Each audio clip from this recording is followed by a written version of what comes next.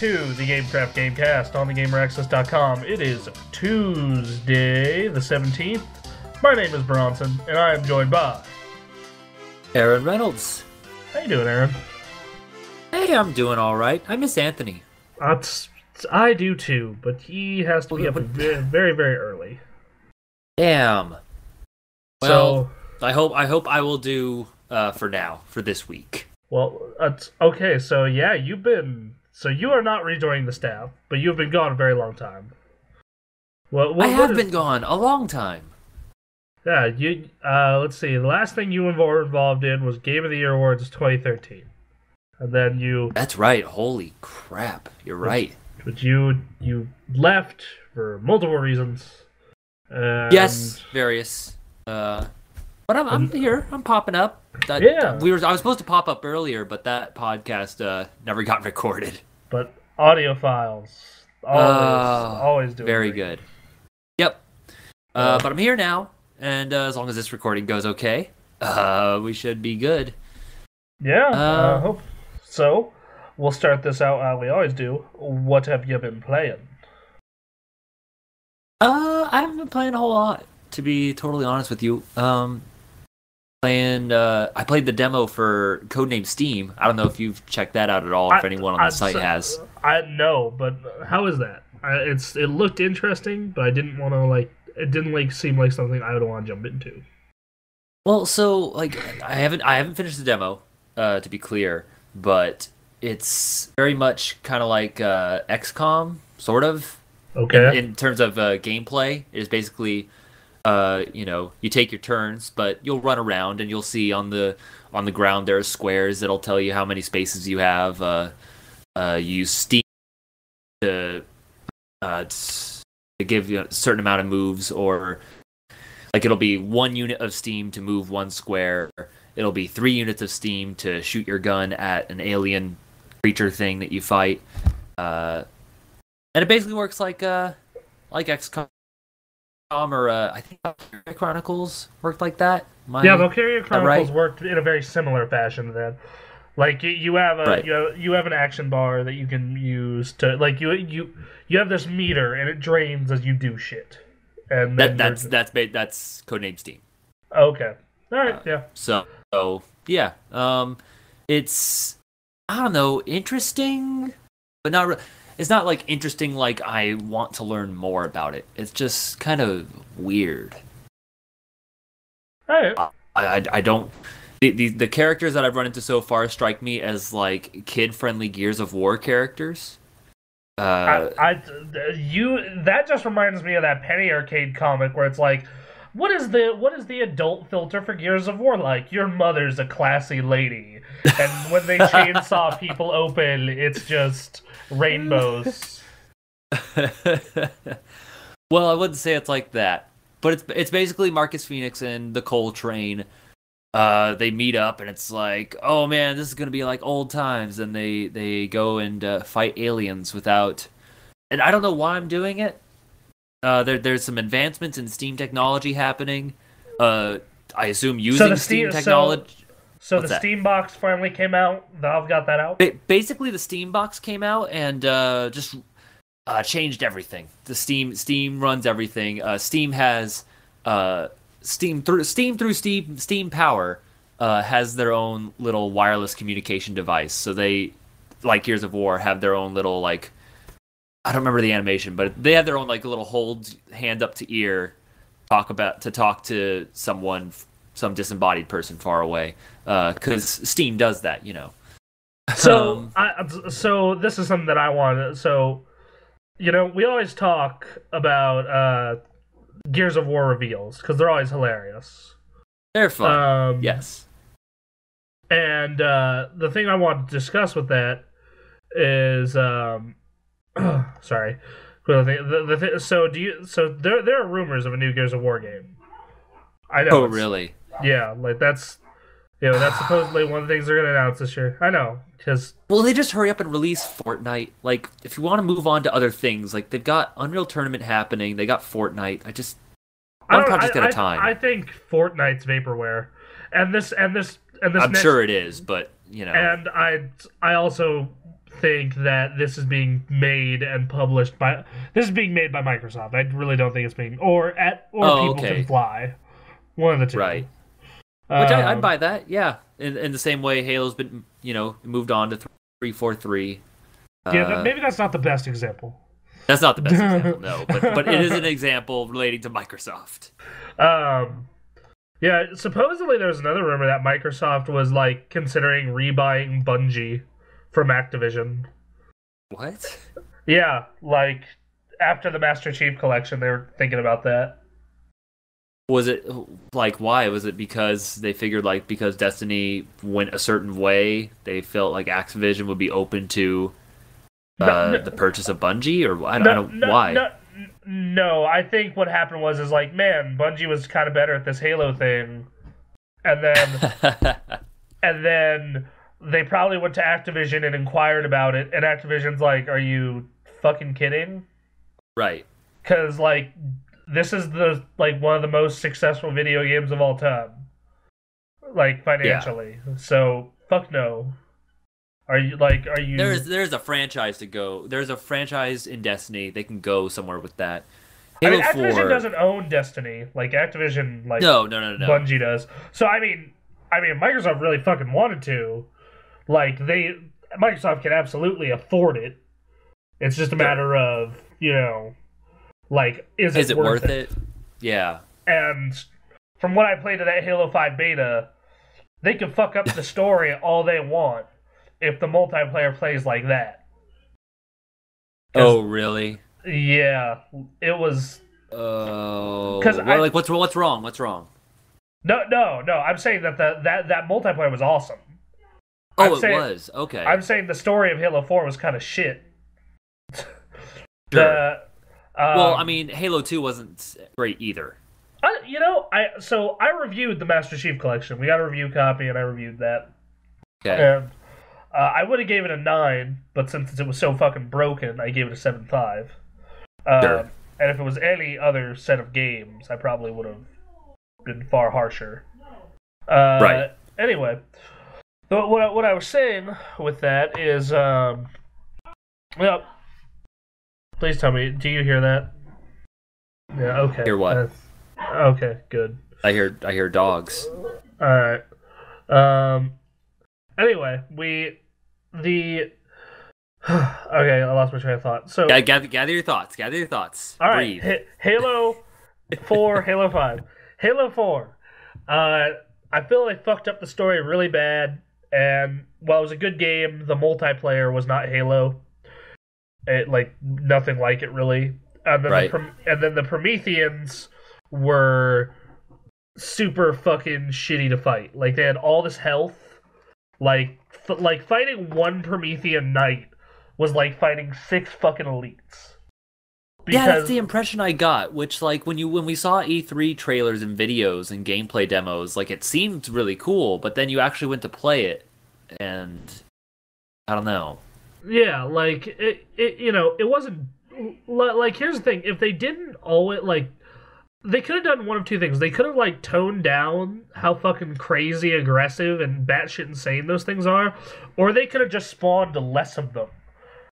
Because there will be often times where you're fighting 3 fucking knights and 3 of their little revival drones and fucking a bunch of the little ones. And you're like, oh my fucking god, this is ridiculous.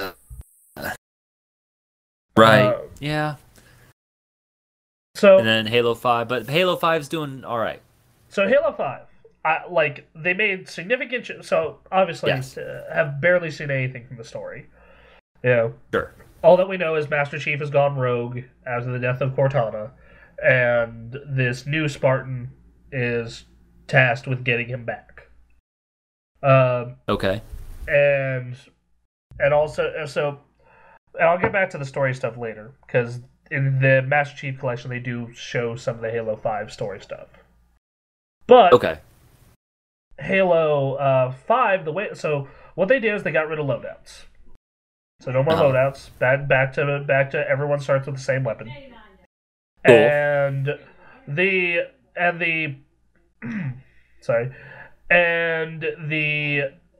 gave everyone sprint. So everyone has sprint now, just like Halo 4. But the last thing they did is they gave everyone like this jet booster thing. Which what it is it allows you to like double jump, basically. It allows you to... You're cutting out. Okay. Is that better? Better? Yeah, you're better. Okay, it allows you to double jump. It allows you to like hurl over walls. And it allows you, like when you're sprinting, if you sprint long enough, they kick in and they make you run even faster. And they also make it so you can like dodge left, dodge right, dodge forward or backward.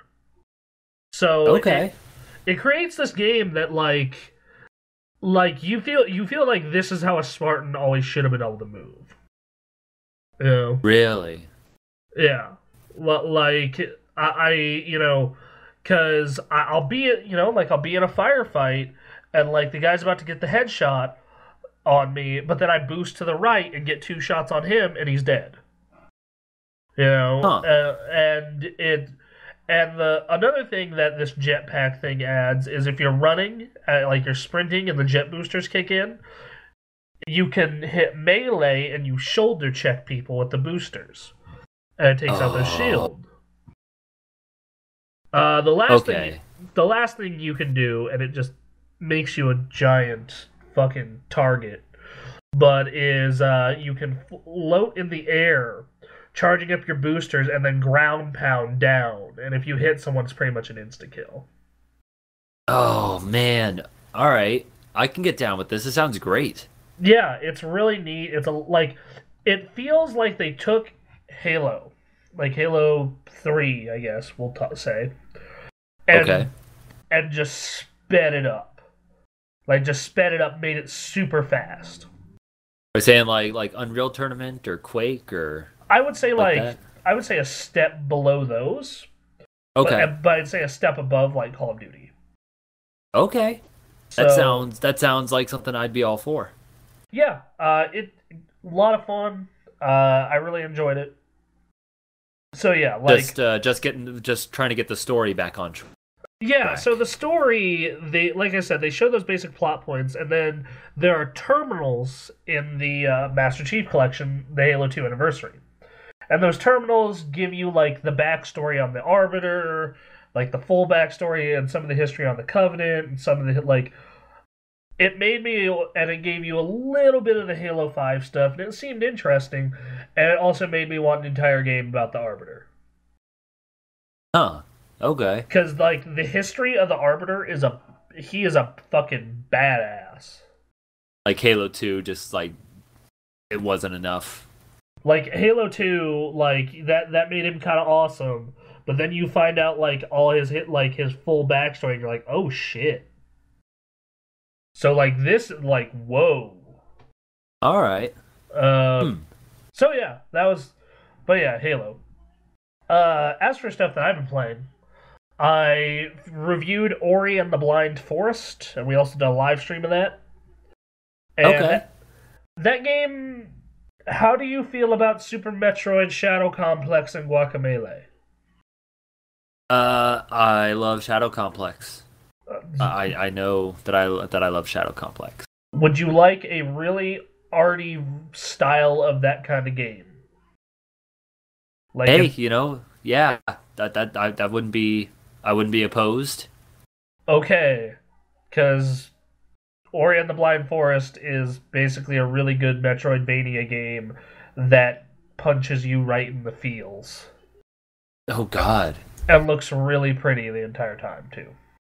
Like a good kind of punch to the feels, or like, oh man, I need to go lie down.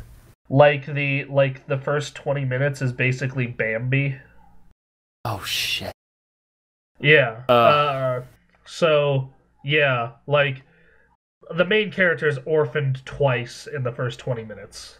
God damn. So, yeah. But there are, like, all these moments of happiness, and then they're broken up by moments of darkness, and it's a gorgeous game. Like, it's fucking beautiful. It's one of the best-looking games on the Xbox One. Okay. It's also on the PC, for those of you who don't have an Xbox. Good. All right. Yeah, it's $20 right now. I gave it a 9. It doesn't seem like it's that crazy to run it on recommended settings. But yeah, if you want a really good Metroidvania style game, well worth the $20. I was interested before, but yeah, that sounds like it'd be fun to play. I will say the game can be fucking hard at points, especially in the beginning, because there are two ways to save in that game. So there's no checkpoints. You die, you go back to the last time you saved. Now there's two ways to save. You can go to these rooms that save and restore all your resources, very Metroid style. Or you can use one of your spirit points, which you use to, use like bombs and stuff like that, to save. Now, as long as you're not in like an area where there's a boss fight or something like that going on, like you need to be in a semi-safe area. Okay. And it just fucking like, because you only get one of these at the very start, and then you'll find the second one relatively easy. Like, and I would say it like the save system is kind of fucked until you have about 4 or 5. Okay. Which I guess that makes you want to explore the map more, so you have more of those, so you don't have to worry. But still, man. That was my biggest. That was really my only issue with the gameplay. Is like the difficulty curve is kind of fucked at first. All right. That's not terrible. No, most certainly not. Like not the worst. It just depends. Yeah, most certainly not the worst thing in the world. Yeah, exactly. Worst things that you have wrong with your game. Yeah. That sounds cool. I may have to check that out. Yeah, I'd recommend it. So I noticed this last year with Bastion. I noticed it this year with this. Yo, what is up with indie games creeping towards that $20 mark? I know. Fucking what's up? Because like, I was more than willing to spend $10 for indie games. Sure. Like when Geometry Wars was $5, when Geometry Wars 2 was 10, like that was fine. When they crept towards 15, I didn't like it, but I did it. $20, that's 1/3 of like a big game. Like that's... Well, I think when it's a high quality title, like what I believe Bastion is to be, and what it sounds like Ori is, like that.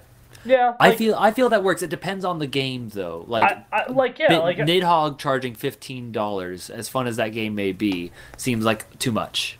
Yeah, like Shovel Knight for $15-$20, sure, fuck yeah, fine. But like Apotheon for $15-$20, the fuck.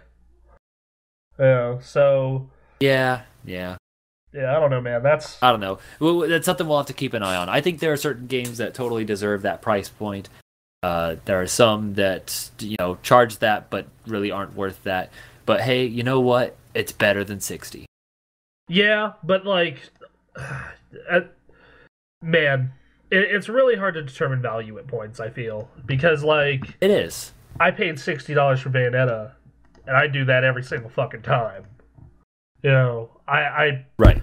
But like I paid $60 for Destiny, and that was debatable whether that was worth it or not. Well, right, that's the thing. The thing is, value can be really subjective. So it's tough to really judge that kind of thing. But yeah, I remember when we talked about that during the beginning of GameKraft, watching the 360 indie games test out different prices. Yeah, when they creeped, when they creeped up to 15, it was like, yo, motherfuckers.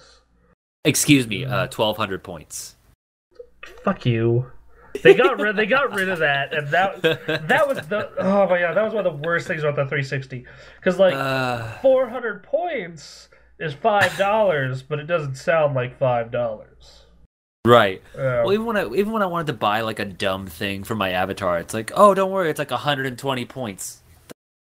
Like, I don't. It's like if you're like me, you broke it down to where 80 points is $1. Well, right. And how fucking insane is it that they charged for avatar pictures, or not like gamer pictures? Sorry.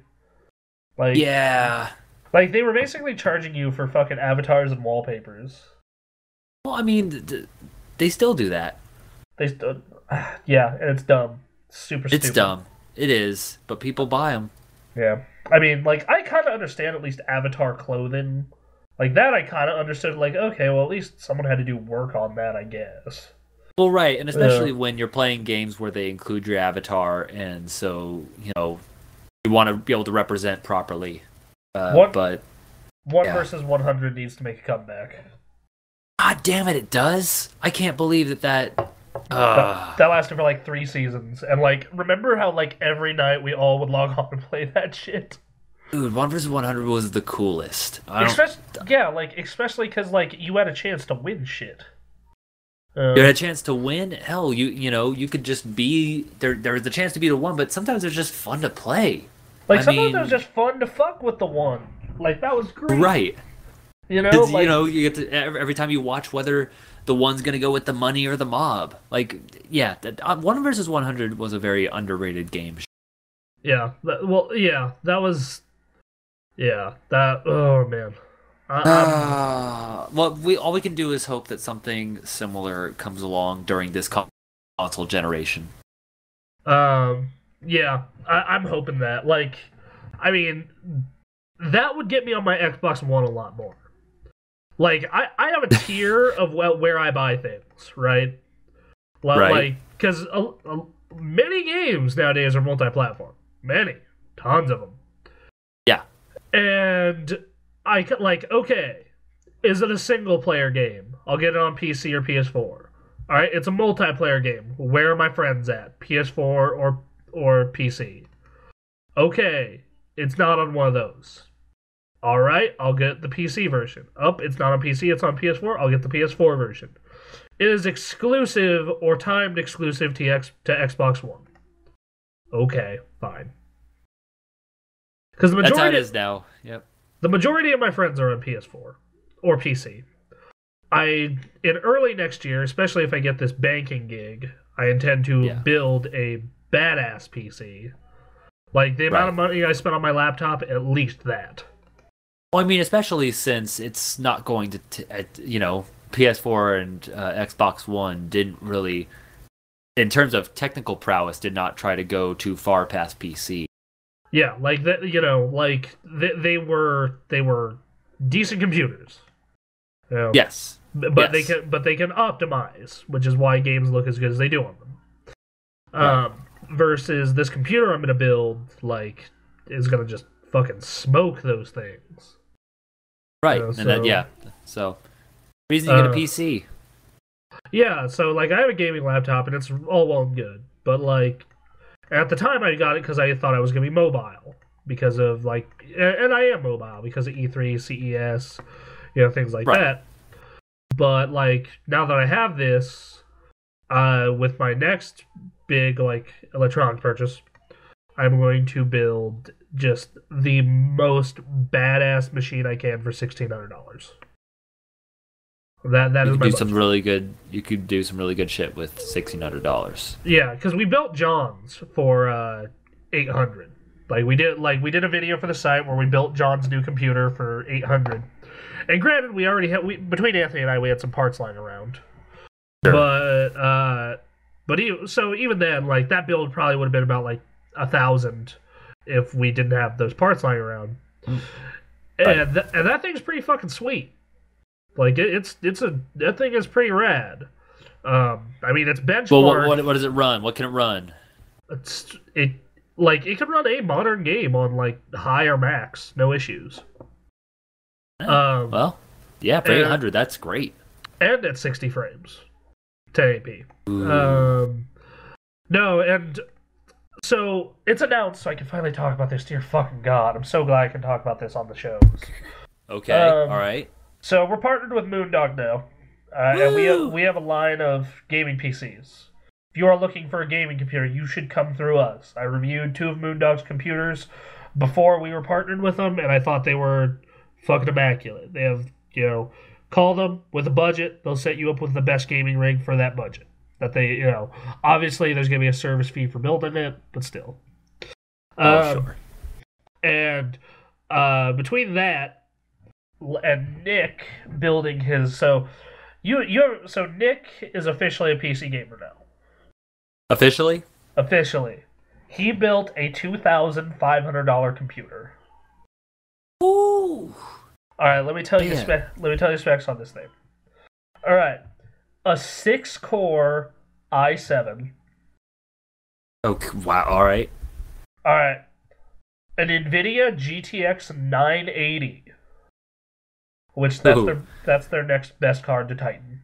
And really, and considering the price, it's probably better than Titan once you factor that in. Sure.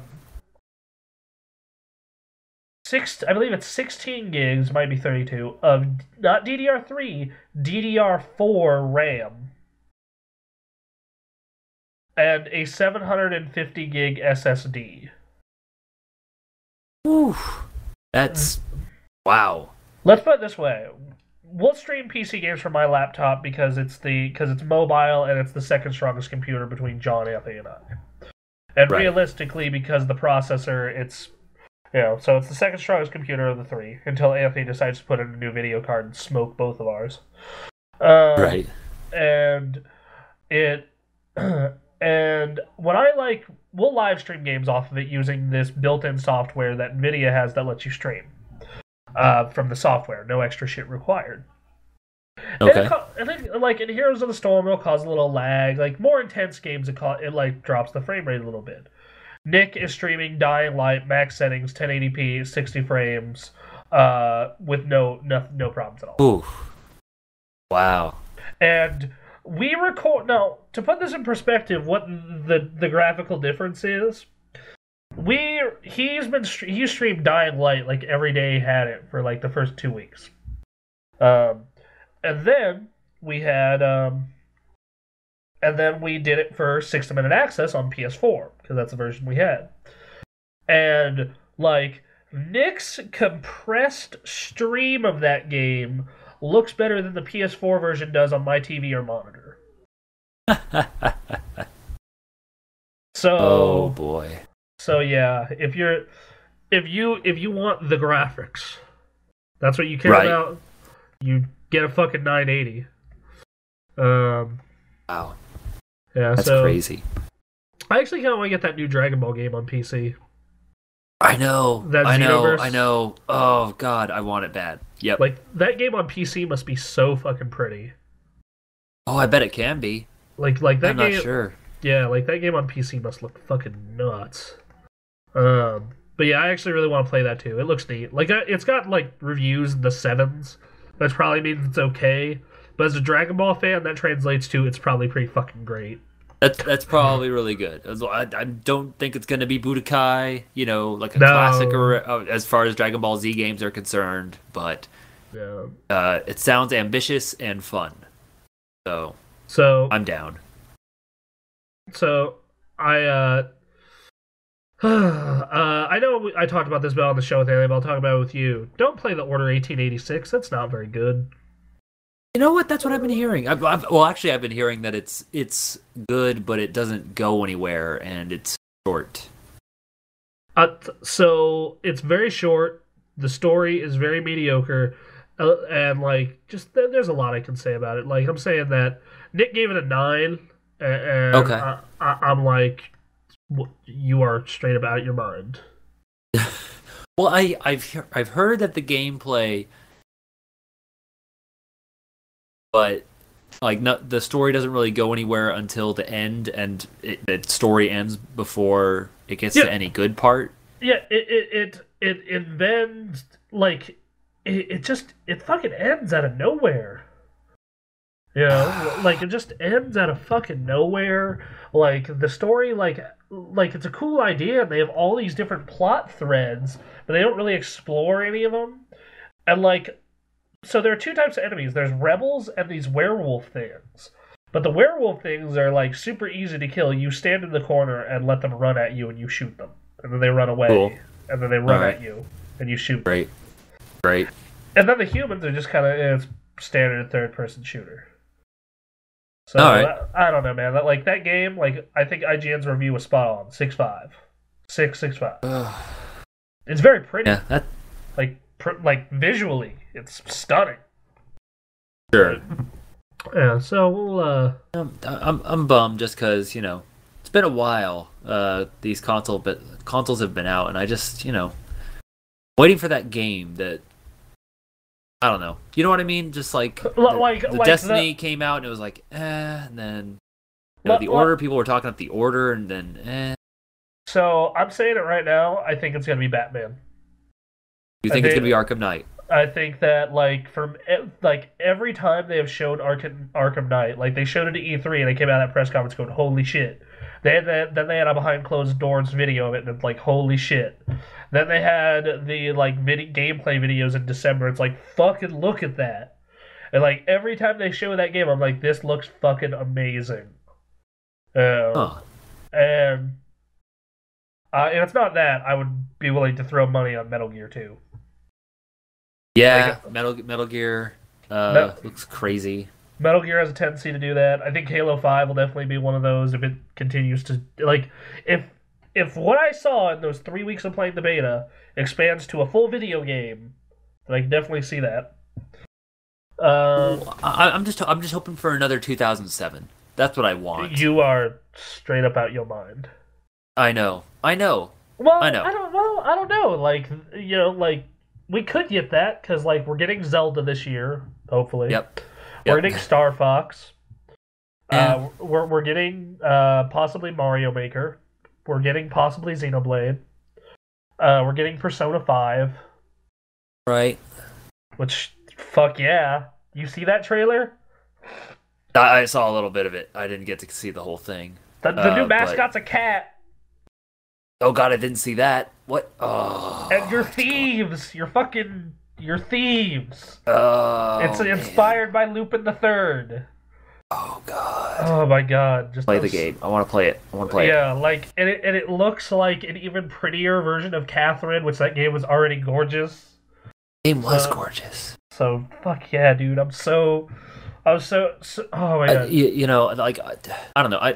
I 2007 was Mass Effect hit, BioShock hit, Halo 3, Orange Box, Halo 3, Mario Galaxy, Call of Duty 4, Metroid Prime 3, Project Gotham started 4, all that nonsense. The first Uncharted. Damn. That year was fucking crazy. But how often do those come around? Really? I know, but this generation right now needs something like that. Last year for Nintendo was fucking amazing. Yes. So no one else matched Nintendo last. Nintendo came up to the show last year and they're like, "Where is everyone?" And it's true. And I guess we all should have seen that coming since they released the Wii U, way earlier. But yeah, right. There was last year we got Mario Kart, Bayonetta, Smash Brothers, Donkey Kong, and I feel like I'm forgetting another game. Oh, and Shovel Knight was exclusive to it for a while. It's exclusive to it until this week, actually. Yeah, and then 3DS. Yeah, who the fuck played that on 3DS? No one. No one played that game on fucking 3DS because on its itty bitty screen it would have been terrible. Yeah. So I play my 3DS every day because I have an hour on the bus each way. Right. In the morning I often sleep, but on the way back I'm awake. So I will often play my Vita or my 3DS. Especially if I forget my phone charger at home like a dumbass and can't charge it at work and the battery's dead. Yeah. So that happened on Sunday and I was pissed. I was so mad because I had to take care of other stuff after work. So I get a text message from my mom and I obviously couldn't read it because the phone was dead. I was like, well, whatever she wants. I see Carolyn Fiore sent you a text. I go to read it and the phone dies. And I'm just like, well, hope it wasn't important. I laugh. You laugh. Struggle is real. It's that problem where it's so simple. All you have to do is plug your phone in at night. But there are days where that just doesn't happen, and then you wake up the next day. And, oh no! See, that's not the problem for me. The problem for me is I use my phone a shit ton throughout the day, right? Like, Oh, really? like I'm doing emails for TGA, and then I'm like contacting people about Moondog, and then just I have a fucking internet addiction, so I'm obviously on that. I'm honest. Yeah. Hey, I don't blame you. Like hey, like yeah, just all that comes together to be like, oh man, Yeah. No, I get you. So it ends up like I get out of work and my phone's at like 25%, which like isn't really an issue if I'm just gonna listen to music on the bus, but if I want to do anything else, the battery's gonna die. So, Right. so I made sure to, I made sure to keep. I started bringing my charger with me as of last week, and that's That's like, a good idea. I'm actually considering buying a second charger just to keep in my bag, so I don't forget it. That's not a bad idea. Yeah, that's good. I can't do that because of my work, but for your work, that sounds great. Yeah, because I get like I get a 30-minute lunch, and I get two 10-minute breaks, or I get a 10-minute break every 2 hours. Sorry. So during that 10 minutes, that's like 8% battery I can get back. Right. Also, you weren't supposed to do this, but everyone at AT&T did it. They plugged that shit into their computers when doing tech support. Yep. Every fucking one there did it. Just like you don't want your supervisor to see, so you just hide it under your sweater or something. I tried it at my current job, but like the computers are like so, like they are the definition of e-machines. What do you mean, like they're so? I mean, they just need to run this one program called EIS, right? Which is this program to do surveys. So it's just all text. Like you really don't need anything. So they all run Windows ME or XP. Oh Jesus Christ! And like I plugged in the USB, it wouldn't even recognize a device was there. like this to put this in perspective, like I don't know what smartphone you have. I have no idea what version you're on. It's an Android. I don't know. Yeah. Well, I have an iPhone 5S, which is the second newest iPhone. And it. Oh man. So it and like this thing probably like my phone, which is not even an inch thick, maybe half an inch thick, about 4.5, 5 inches tall, has more computing power than probably half the room I work in. Right? Like it's ridiculous. Like I am, Anyway, what I was saying, I trailed off. So I went from the 3DS to the XL, and I've always been playing the Vita. Dude, I can't go back. Like those screens are so much bigger and better. They are. They're so good. Like especially the Vita screen. Like the regular 3DS always felt like a toy compared to the Vita. Yeah. But after the new XL and the Vita, like just shit's all over. Right. Yeah. The Nintendo figured out that people will make the space for screens of that size if they feel like it's worth it. Yeah, which I mean that's the exact reason why like I'm looking at an iPad, and I'm looking at an iPad and I'm leaning towards the regular size one over the mini. Especially because the iPad Air is I was at the mall and they had the mini and the Air next to each other, and the Air is as light as the mini is because it's the Air. So it's like, weight isn't an issue here. It's literally just can this thing slip into my bag, and it can. Right. I'm actually hoping I can somehow manage to afford that before E3, because that could happen. Because my computer is going to be used as an editing machine for video because it's a really powerful computer, which means what the fuck am I going to type on? Well, I'll need something. Yeah. So, I mean, I can either use one of their laptops, or I can hopefully have this iPad and buy a wireless keyboard for it. So, right. I don't know. It's interesting. So we should probably talk about not much of the news going on really. But well, we should cover what news we can because we have something else to talk about later on here. Well, we should talk about that now because the news itself is pretty dull. Really? I'll pull it up. Okay. All right. Let's see. So Battlefield or Star Wars Battlefront. Supposedly a trailer's coming soon, and rumor has it is going to be an M-rated game. Huh. Okay. Right. Sure. Valve got a really poor customer service ranking from the Better Business Bureau. Huh. I hate the dead season.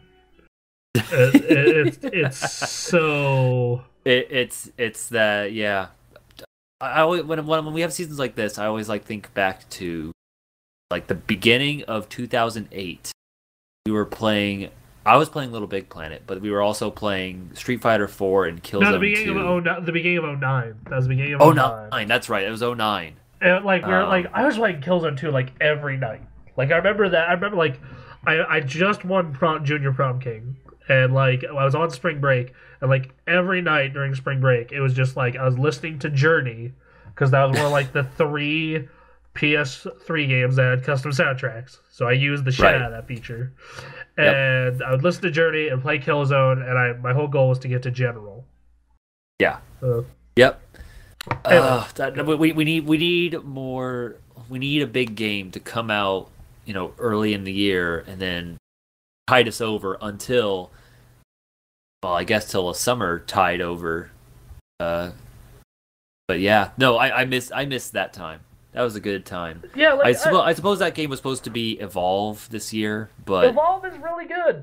It's really good, but you need 3 other people to play it with, at least. Yeah. If not 5 other people, 4 other people. Sorry. Not very big beyond that mode.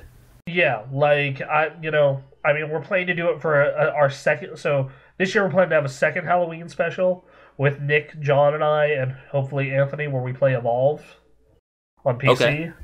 And then you, Joe, Anthony, and I will be doing Left 4 Dead. Both made by the same developer, funnily enough. Interestingly enough. Yeah. I remember, Evolve was, promoted really heavily at E3, too. It was huge. People were talking about it like crazy. Well, so we were gonna do Brem and Kyrie and I were walking around E3. We're gonna play that as a team building exercise, and we went to the line. They're like, "How long you been?" And we go to the guy in the middle of the line. We're like, "How long you been waiting here?" He's like, "Hour and a half." And then we asked the guy at 2K how long the line's gonna be. He's like 2.5 hours, maybe 3. And we're like, "Fuck that! Nope." I don't know. There seems to be. It seems like another Titanfall situation where the game, the game's cool, but I'm not gonna spend my time playing this a lot. I played a lot of Titanfall. I have no doubt that you did, but that's the general feeling I got through checking out the internet like I do. That Titanfall was a good game, but didn't really live up to the hype. No, it didn't. But I remember when I first got that game, I got my tax return, and that I could not have bought my Xbox One, and I bought that at literally the perfect time, the most perfect time you could do it. I didn't pass my trial period at this job at this answering service. Okay. And I had an interview for my current job in a week. Right. That means I had an entire week to do nothing but play Titanfall. Yeah. And that first week I bet was the best time to play Titanfall. And I spent and the Titanfall came with my Xbox. And I hit max level in that week. During a week I spent during the course of a week I think I played 105 hours of Titanfall. All right. That game is really fucking good. It just needs more content, and they just made all the DLC for it free. I'm not sure if that's temporary. Good lord, really? So yeah, you get all the map packs and the co-op mode for free. I should jump on and see what's up. Yeah, do you have that on PC or? Yeah, you don't have an Xbox. I believe I have it on PC, and I remember I have it on PC because I booted it up and I struggled on Max, and I said, "Oh no." So I don't know. I might be able to play it, but it might be on medium. I have a significantly newer computer than you, though, and that game requires so much video memory that I can almost run it on max at 60. And that's that's fine. Like I said, that once again, I really enjoyed Titanfall.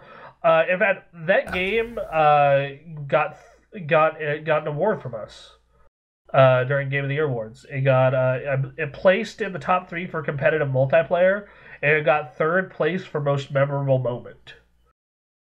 The moment from that game was the first time you rodeo and kill a Titan. Oh, okay, sure, yeah. Yeah, like the first time I did that during the beta on PC, I was like, holy shit. Because that, you never really did that game before. Like, I jump from wall to wall to wall to wall, jump on the fucking Titan and blow its core up. And it's just like, dude, it's like, holy shit. Yeah. I don't know. It just, yeah. It seemed like a good game, but it just, I don't know. It didn't lead to anything. Yeah. Since. But anyway, that's another thing we can talk about later. Yeah. Any other good news? Any other real exciting headlines Titanfall, you have saved up? Titanfall 2 is happening. Speaking of Titanfall. Okay, cool. That is an IP that's worth a sequel. And it is apparently going to be on PS4 also. Oh, good. Yeah, that'd be a good idea. Uncharted 4 is delayed to 2016. Oh. Yeah. Like, have you seen the footage of that fucking game? Yeah, I know. Like, how ridiculous did that look? It's good. It's gonna be something. And if 2015 was gonna be another 2014 in terms of games coming out, like, I'd be bummed. But I can wait. I think I can wait. Considering the games that are coming out this year, I think I can wait a little longer so that they can get Uncharted 4 just right. Yeah, I mean, okay, so these are the big releases for the rest of the year. We got Bloodborne in a week to today, actually. Yep. Borderlands: The Handsome Collection, if you want to play that on a console and have it look as good as it can. It's 2 and all the DLC and the pre-sequel and all the DLC. Right. Battlefield Hardline is out today, actually. MLB The Show is out today, and Final Fantasy Type 0 is out today. MLB The Show's out today? Yeah. For what systems? PS4, PS3. Oh, okay. Yeah, that's right. Yeah. Huh. That's weird. I thought it came out later. All right. Cool. Baseball. Baseball. Yep. I like baseball. I like baseball too. I'm excited for baseball. April, Mortal Kombat X. Project Cars. And the next-gen versions of Dark Souls 2. Oh, yeah. Good. All right. May is as dead as a dodo. And that's basically just... We spend May just looking at, people alluding to E3 stuff. E3 anyway. Hype E3! That's all May, sir. That's all of May's purpose, really. Do you remember that, really crazy May when Red Dead, Mario Galaxy... Oh, god damn it. Yeah, I do. Yeah, it was Mario Galaxy 2, Red Dead Redemption, Blur, Split Second, Mod Nation Racers, Alan Wake, and some other game, all in, a 2-week period. And, it really bummed me out because it made it so Alan Wake tanked, and that game was really good. And Blur and Split Second also completely tanked.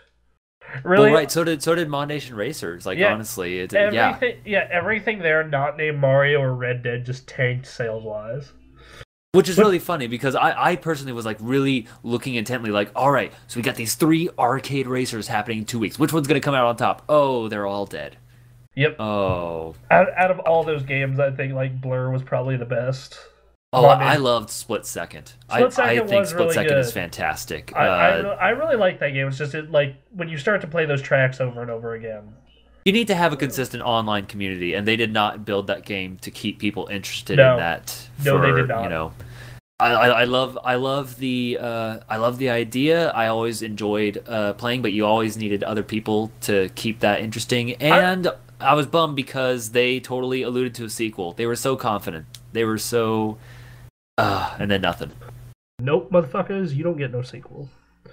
And Mod Nation Racers was an interesting idea, but nothing came of that either. Yep. May, you get Final Fantasy X 10.2 HD for PS4. So if you missed the PS3 version, I'm actually I'm super unhappy about that actually, because I bought the collector's edition of the PS3 version because they're like, it's not coming to PS4, and then it comes to PS4. And it's just like, fuck you. Oh, so it's coming to PS4. And they announced that like last month, and I was like, well, fuck you too. And I'm not buying it again. Like they showed comparison. They showed comparison screenshots of like the original to HD to PS4 HD, and it's like okay, the original to HD is a huge difference, but like the PS3 and PS4 version, it's like so slight. And it's like no, I haven't finished it yet either because that game is fucking long, so fucking long. Right. But like I'm playing it on PS3, and I'm like, I'm not willing to upgrade. Especially because the collector's edition on the PS3 version was super nice. You got this huge art book and the soundtrack on a Blu-ray disc, and you got like all this other neat stuff. And I'm like, I'm not willing to do this again. You're fine. But The Witcher 3, that's a big one. That is a big one. That game is getting a lot of hype. The second Witcher was really good. Yep. All right, and then on to June. Elder Scrolls Online for consoles. That's right.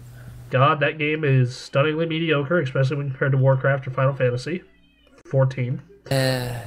The first expansion to Anthony's favorite MMO, Final Fantasy 14 Heaven's Ward, is coming out in June 23rd. Okay. And if you want early access, it is coming out when Anthony is at E3. So great. Sorry, Anthony. PGA Tour. We're finally getting a PGA game.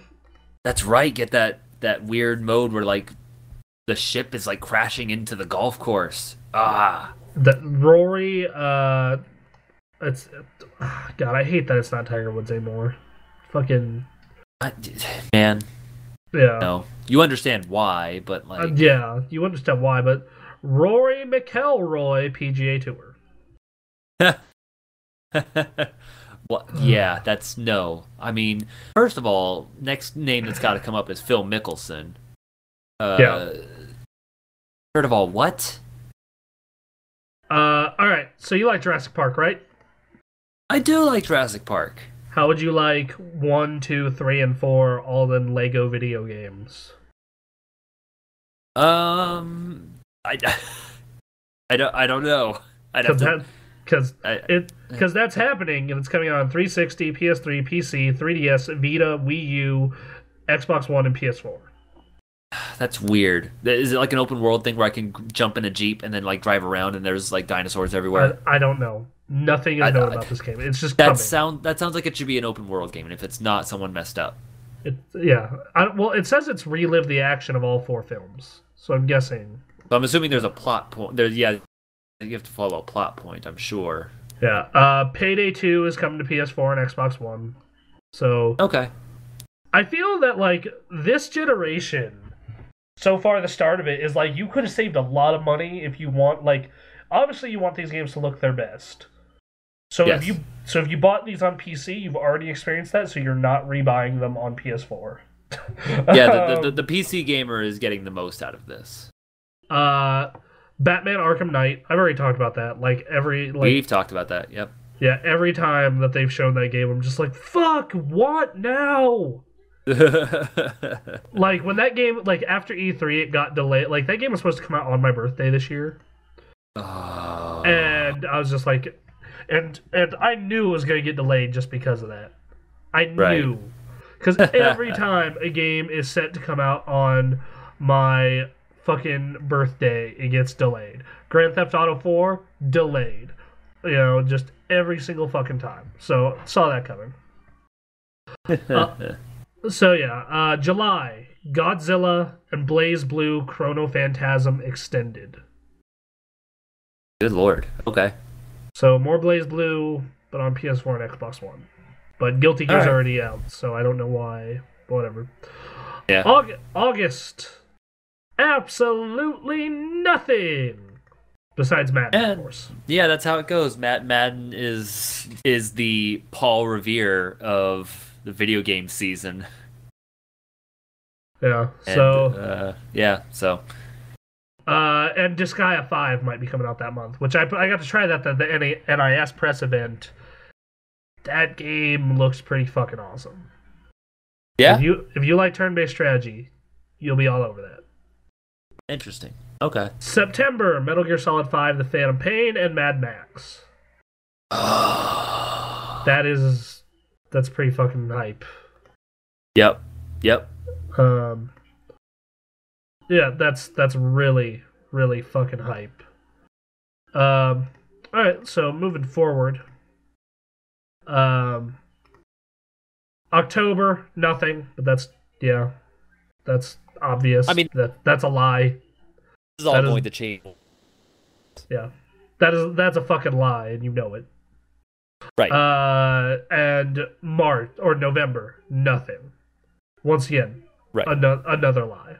All right, here are games. This is all as soon as E3 happens, that changes. So yeah, these are all games without release dates. Dead Island 2, Tom Clancy's The Division, Until Dawn, Just Cause 3, Battleborn, Homefront: The Revolution. Oh my god, this next game I'm so fucking excited for. J-Star's Victory versus Plus. Ooh, have you heard? Yeah. You've heard of this? I've heard a little bit about it. How would you like a fighting game with characters from Dragon Ball Z, Naruto, One Piece, Soul Eater, and other Shonen Jump series? Oh, yes, I want all of that. Alright, good. It's coming out this year. Fucking don't know what, though. Yay. Alright. Dragon Quest Heroes, Forza 6, Halo 5, and Rise of the Tomb Raider. Oh, and Splatoon. Oh, that's... I'm sorry? It's supposed to be a main thing, I believe. Yeah, so who fucking knows? Yeah, whatever. But, yeah, this year, happy about that. Yeah. Yeah, I don't know. That looks like a pretty solid year. Obviously, E3 is, what's going on? Yeah, man, you got some lag going on. Do you think you could move to closer to your router? I can try. I mean, this is about as close as I can get where I am right now. Oh. I know.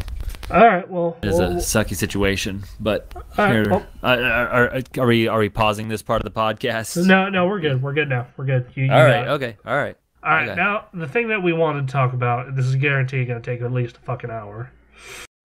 Yes, it is. The Escapist. Every year they do March Mayhem. Every fucking year. So hang on. Okay. So did you guys do March Mayhem stuff last year? No, we did not. Okay. Do you think we should reintroduce the concept of March Mayhem, or do you think they know? I'll do a quick explanation. Basically, the Escapist picks, how many developers is it? 1, 2, 3, 4, 5, 6, 7, 8, 32 developers. Pits them against each other, have the fans vote, and it basically does a full bracket for it. We're going to go through and pick what our ideal bracket would be. Oh, this thing is... Yeah. It's going to be fun watching what people choose as March goes on, because it always ends terribly, poorly. Remember the time Zynga almost won? That was what started this whole thing. That is what started this yearly, GameKraft visits March Mayhem, because Zynga started promising in-game items in Farmville to vote for them, and knocked out Infinity Ward, Rockstar, Nintendo. They knocked out Nintendo too. That's right. Valve, it was what stopped the fucking train. Valve, like people like rallied under the banner of Valve, and it was just this crazy fight in the forum. And man. I distinctly remember when someone commented, "Don't worry, guys, I brought 4chan into this." It was like a dozen comments like, "No, what have you done?" And I remember someone just posted a picture of like some dead kid with his intestines hanging out, and they had to shut down the forums for a while and fix everything. So that was fun. The Escapist has always had really loose moderation policies too, so it's always been weird, and it's always because there's just a lot of confusion. It's a yearly thing, so you can tell by the way they write it, at least this year, that they wanted to make it a yearly thing, and you want to judge them by the way the past year went. Yeah. But people don't vote that way. Which is why it's like Nintendo versus Valve every single fucking time. Well, right, yeah, like that one with the crazy, Zynga amazing defeat that was like a victory for gamers everywhere.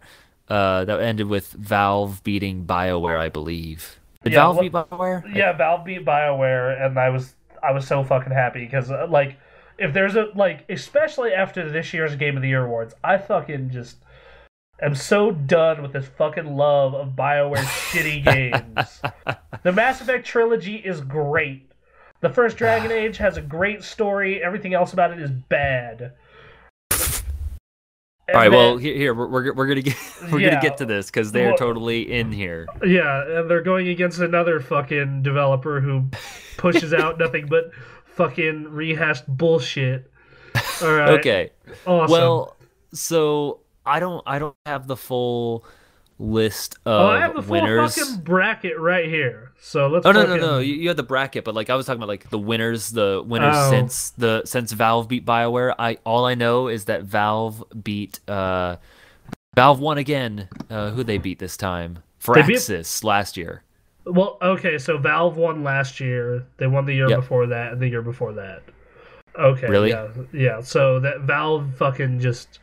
Look, this is the forum that coined PC Master Race because of Yahtzee, so I'm not fucking surprised. Well, right, no one's surprised. But again, it's that thing where, people judge on an all-time basis, which, I don't know. This year they totally have a really good reason. And not to say that they don't have good reasons, before that, but the way I filled out my bracket is pretty typical, I would say. But we're gonna go through this bracket together. We'll make it the official GameKraft bracket, and I don't know. Depending on what you guys do with the show, maybe we'll revisit it, see what people chose in the official bracket. Yeah. Well, yeah, we'll definitely we'll definitely look at it. Okay, but let's go ahead and go through this now. All right, so first one we got Namco Bandai Games, which did Smash Brothers last year, or helped with Smash Brothers, teamed up with Nintendo. And they also did the Tales series and a couple other games, versus High Risk Studios, who did Smite and Tribes Ascend. To me, this is a no-brainer, Namco, right? Well, right. I mean, I love the idea of Tribes Ascend, but that game is kind of dead now from what I've seen. Nothing's really going on over there. And Smite seems like a good idea. It seems like an interesting idea, but it doesn't seem to be taking off quite as well. Whereas Namco Bandai, they made Smash Bros. Again, but it's still a good game. And there's still some different ideas, and they, it's kind of a no-brainer.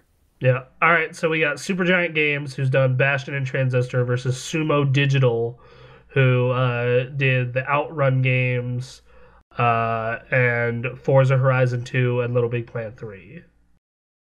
Right. I really like Forza Horizon 2. Little Big Planet 3 was kind of disappointing. I'd go Supergiant. And that's the reason. Like, Little Big Planet 3. I love Little Big Planet. Love it to death. But what they're doing over at Supergiant Games, I feel like, is... I don't know. I just think it's better. And I think they win this. Same. All right, so next we got Bungie versus Firaxis. So this is actually pretty interesting So we got Civ Beyond Earth versus Destiny. I don't Right. know. This is kind of an even matchup for me. Like, I put more time into Destiny, so that's the route I'd go. So I don't Well, know. right. I mean, the thing about Destiny is that it's very well made. There's a lot of quality there. There's a lot of this is an IP that can get very deep. You can do a lot with. It's and it plays well. It's just that there's I don't know. There's just not a lot to do in it. I guess beyond run through the same maps and shoot things. Yeah. And it's disappointing in that aspect. Beyond Earth expands on Civ 5, and to be completely honest, I haven't played it. Have you? Just very little. Just I got to, you know, I got to see, other people, do it, but I've gotten to see little bits of it here and there, but not like, a lot. Right. So So yeah, I mean, it's gonna have to go. I feel like it tilts slightly too Bungie because they created this brand new IP and there's a future in it. And a lot of stuff, a lot of it was well made, even if some crucial points did not get hit. All right, we got Machine Games, who did Wolfenstein, versus Blizzard, who did Hearthstone, a new Warcraft expansion, a Diablo expansion, and the beta for Heroes of the Storm. Or Machine Games. If they had matched up with someone else, I feel like they could have at least moved through the first round. Like they had a shot, but like this is like fucking immense titan of game development. This what has essentially become a fucking machine at this point. Well, right, but yeah, and they announced Overwatch, their like Team Fortress style game. Right, and so we'll get to this when we talk about Valve later, but just they are a giant machine, but they've also just last year released a lot, so I mean we could talk about how Wolfenstein was a good quality game, but Hearthstone is like something else entirely. That game won Game of the Year at Game Trailers. How fucking insane is that? Right, for a card game, like that's unheard of. So all right, so we got sorry, Machine Games. We got Creative Assembly, who has done the Total War series in the past, and last year did Alien Isolation, which was really fucking good. Like that game was. Yeah, that's what I hear. Yeah, like that game was super super awesome. Yeah. All right, so Gearbox, Gearbox 2K Australia, that version of Gearbox. Yeah. Did Borderlands the pre-sequel, Borderlands the Handsome Jack collection, which is coming out this year. And in the past they did, oh god. Yeah, this is a good matchup. Aliens, Colonial Marines, and Duke Nukem Forever. Well, how much work did they do on Duke Nukem Forever? I mean, like probably a couple. The questions will never end, right? I want to know, was there like one person who just followed that game everywhere it went and goes like, I'm gonna finish it, man. Like if so, that's the fucking person I want to talk to. I want that person to write a book, and I will read that book. I will read I want that guy to like do a fucking special, like a documentary. Oh, like an HBO series. Yeah, like a fucking, it was this thing, man. And like Duke Nukem at that point when we announced it was this, like it was a fucking juggernaut, and then like it's 1998. It's 7 a.m. I'm all out of bubble gum. I don't know. But anyway, I would go Creative Assembly. I thought that Alien game was really neat. The Total War series in the past has been great. To have made a good Alien game, which, the last one was, what was that, Aliens versus Predator? Or no, that was Aliens Colonial shit I had to play way too much of for a review. No. That was the last game. And I wouldn't say that was necessarily a good one. The last good one? The last good? Yes, yes. Like that, fuck, dude, like... I don't fucking know, like Aliens versus Predator, like 2000. That's what I was thinking. Like 2000. Like on the original PC versions, like probably that. Okay. I liked the multiplayer of the one that was in that released like I forget what was it, It's like 2009, 2010, 2010. 2009. Yeah, I I remember kind that. of liked I that. remember that coming out when I was still talking to Andy, so it was probably in high school. Oh God, yeah, that Yeah, sounds like high school it was times. probably like So early 2010. Like I remember it being like during high school, but like the last bit before college. right, yeah, So next up is Lucid Game. Like I want to get through these quick because we got the fucking hard matchups later, we do. You're right. and I want to. Hopefully, I'm gonna get to bed at a reasonable hour. Okay. Lucid Games, who did Geometry Wars 3 versus Eidos Montreal, which did Thief. Lucid Games, at least Yeah, that the Thief apparently did not. that game was shit versus this, which is formed by mostly staffers of Bizarre Creations, Right. and Geometry Wars 3. So fuck it. Yeah. Yeah. All right. Yeah. That one was easy. From Software, who did Dark Souls 2 versus Frontier, which did Coaster Park Tycoon. Okay, we got Well, another. they released Elite Dangerous, which I'm just gonna mention right now. I'm actually like considering buying like an Oculus Rift and a flight stick and stuff like this just for this game. However, that game is very, very low on content, and Dark Souls 2 apparently is like one of the best games in recent years. Yeah. So that's kind of a no-brainer. All right. So yeah, we'll go Dark Souls. Yeah. All right. Gate. Oh god, this matchup Yep, makes me here we go. vomit Here we go. everywhere. Here we go. Like fucking really.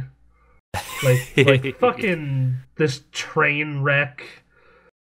Oh, I'm not gonna say it's a train wreck. We're gonna run into worse here. Pokemon Omega reboot versus Alpha Sapphire I see what you did there. versus Dragon Age. It should not have won Game of the fucking Year from anyone, but it won multiple fucking Games of the Year, including ours. So, I am spite picking Pokemon. That's You're okay. yeah. You know what? Like Pokemon's at least a fucking good game versus this. I don't know, man. It's the third generation. Versus this like heartless like. At least this like Pokemon remake has a little heart. Fucking Okay, to say that it's heartless is a little much. Even Anthony says this is like the gray paste of Western RPGs. Okay, maybe that. So fuck yeah, I'm going fucking Game Freak. What's your fucking opinion on this shit? Oh, yeah. Inquisition. There's a lot of open world stuff trying to be like Skyrim. There's no reason for that at all. I enjoyed fighting, but not as much. Omega Ruby Alpha Sapphire, it is Ruby and Sapphire, which I did not enjoy very much, but it's like the X and Y gameplay. It's all updated, and that makes it a lot of fun on its own. And it's Pokemon. Love Pokemon. BioWare, I don't know. They can make Inquisition 2, and they can make a good game, but I'm going to say Pokemon edges. So. Yeah, because like I can at least fucking enjoy Pokemon. Like like versus this fucking nightmare train wreck that is fucking Inquisition here. Like its combat system was fucking like I felt like I was trying to control an entire MMO party at the same fucking time. And like yes, I get that you can freeze it. It doesn't help much. Combat was not very good. The story was just like I felt like you could have just like put like almost every generic fantasy trope in the first because I only got 4 hours into it. The first 4 hours of that game, you would have been fine. And this is so disappointing because I nearly put up with the first Dragon Age's bullshit because of its story. Like if this game had a really good story, like I would have been less angry about this. But like this game is fucking.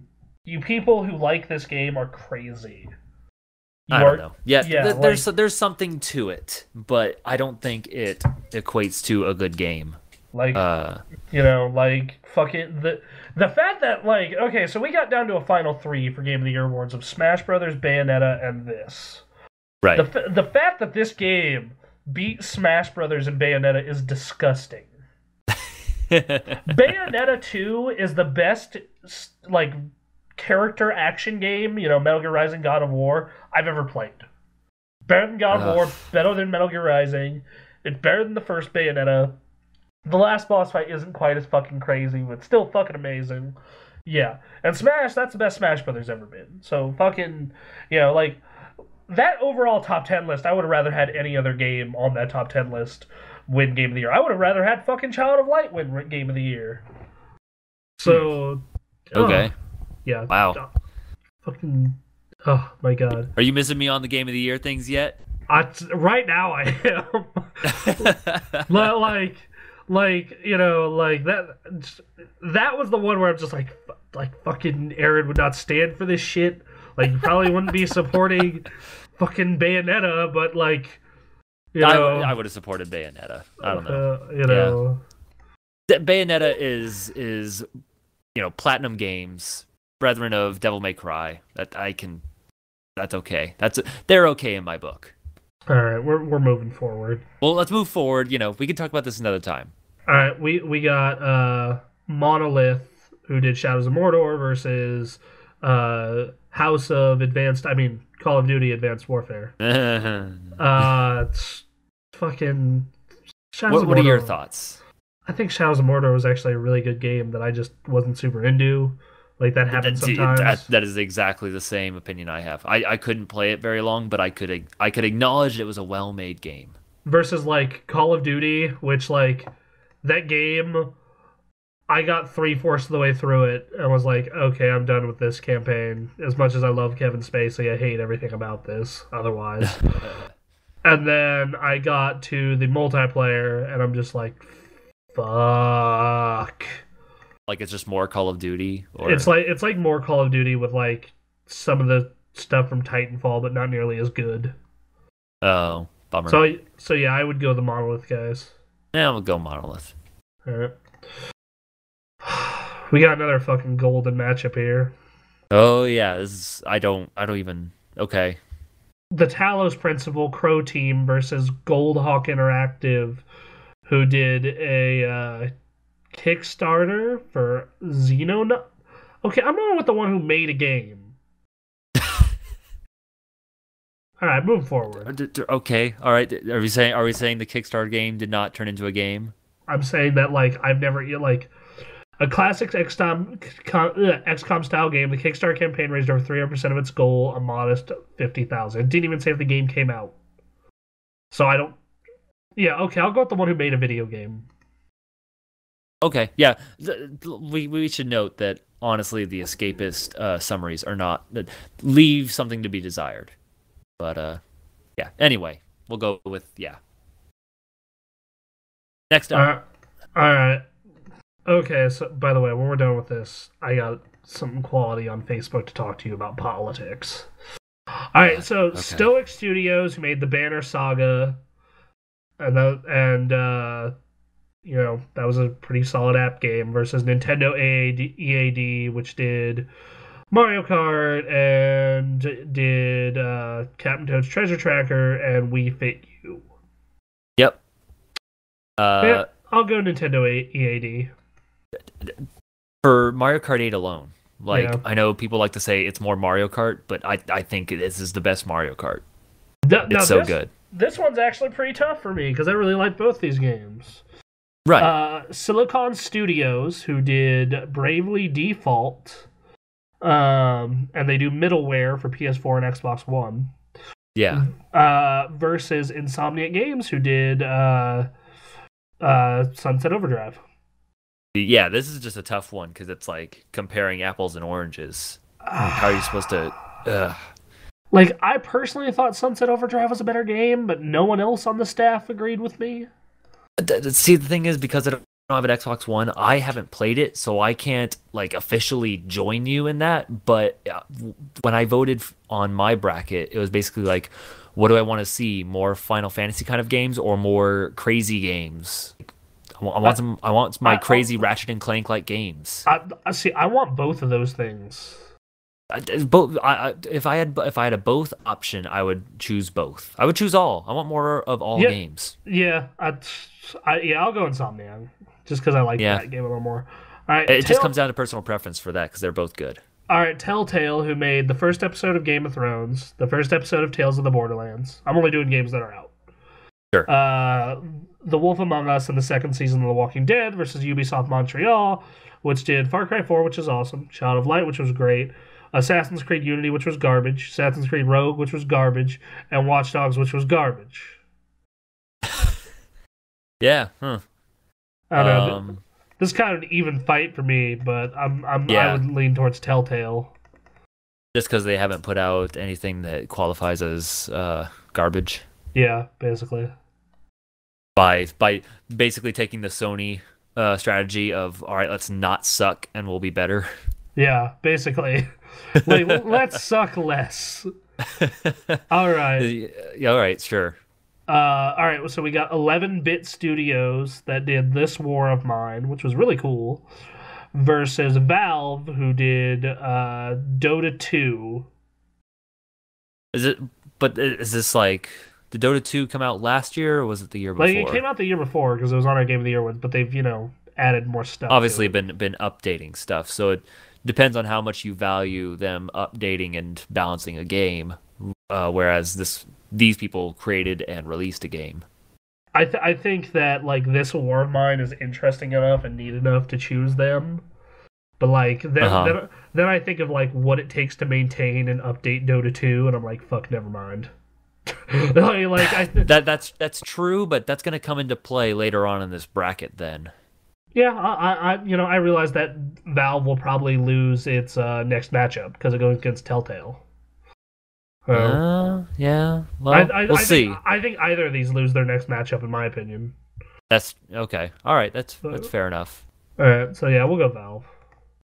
The Escapist summary likes to say like, hey, they're also working on, they do Steam, and then they're working on their consoles and Steam boxes and stuff. But I don't know if we're really talking about that. All right, so we got Maxis, which did The Sims 4. Oh, boy. Versus Inzile, which did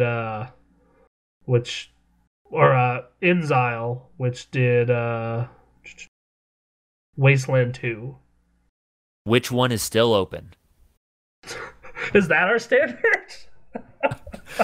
I don't know. I think it says something. I don't know. I remember that our Sims 4 review was done by Nick's girlfriend, and it did like an 8. So really, I've never even heard of fucking Wasteland. So right, I don't know. I don't know how they got in here. I will go with the game I've heard of. Okay, fair enough. Let's see. All right, so we did the Astronauts, who did The Vanishing of Ethan Carter, which was really cool, versus the guys who haven't made a game since 2009. Okay, to be fair, they're constantly updating and tweaking the game, and if I'm not mistaken, yeah, I know. They trashed their lore and then started all over for fun, which I think is kind of cool. But yeah, I guess I'll go with the Riot Games because, like, once again, like, I think that they might. The problem is I haven't played The Vanishing of Ethan Carter. You're the only one that can really speak to that. That game's really fucking pretty. It tells a really good story. Playing it's kind of eh. Oh, really? Okay. So yeah, I'll go Riot Games. Fuck it. I hate League of Legends, but it's probably going to go down in the next round. We'll see. It might make it past because it's going up against Maxis. Oh shit, that's right. Never mind. Okay. Yeah, that game's like in a college basketball bracket. That's like the rank 16 team who just got really fucking lucky with matchups. Right. All right, so we got Supergiant Games versus Bandai. Oh, we're in round 2 now. Yep. Okay. We got Supergiant Games versus Namco Bandai. Yep. I'd go Supergiant. I because they didn't like make Smash Brothers. They worked on Smash Brothers, and then the rest of the stuff they made is good, but not like Transistor, where I was like, I have nothing but good things to say about Transistor. Well, like, the thing is, Smash Bros. Is good, but it's more Smash Bros. Whereas Transistor tries to do something new and is just goddamn gorgeous. Yeah, beautiful to listen to. Like, I want Supergiant Games to keep making games as long as Darren Korb is doing the music. Right. So, Exactly. And yeah. So yeah, we'll go Supergiant Games. So we got Bungie versus Blizzard. Blizzard. Yeah, Blizzard. Last year was so fucking crazy for them. Yeah.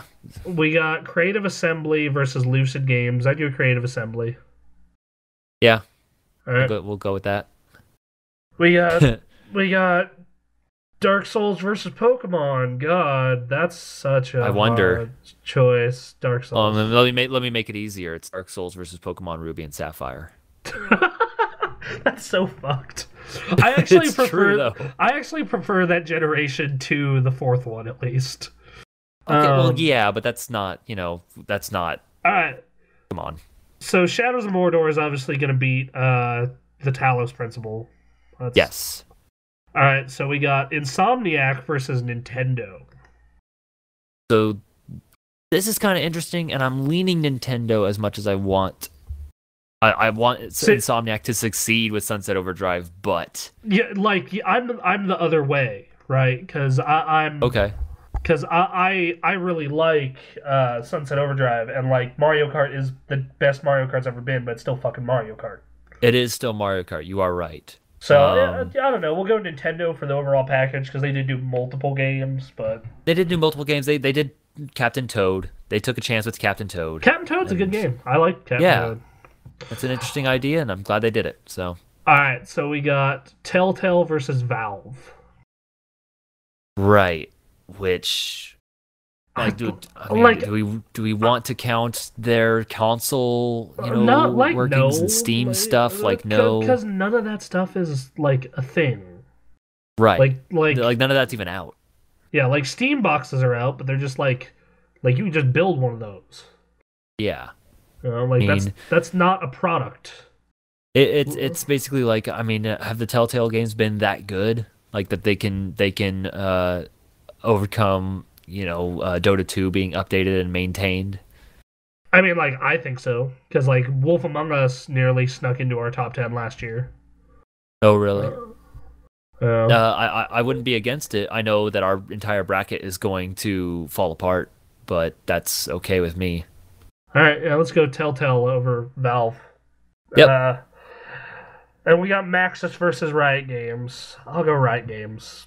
That's fine. They're gonna lose next round anyway. Yeah, that's a sucky matchup on both sides. So all right, we got Supergiant Games versus Blizzard.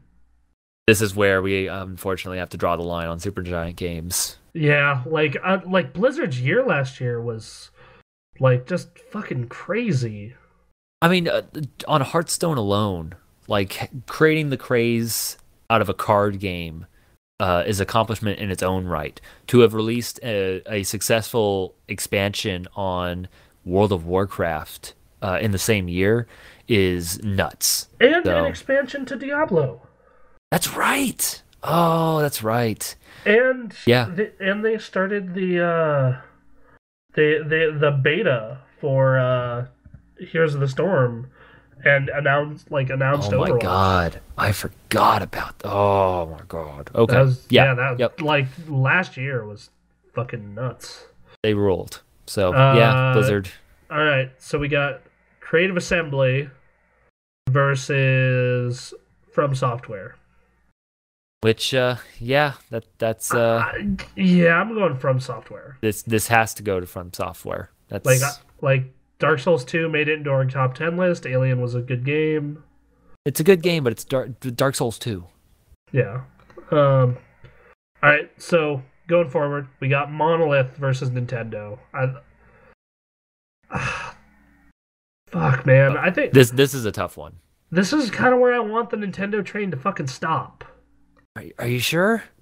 If you really want to push it, I'm not gonna, my one thing is that, again, I want to put the multiple games out there.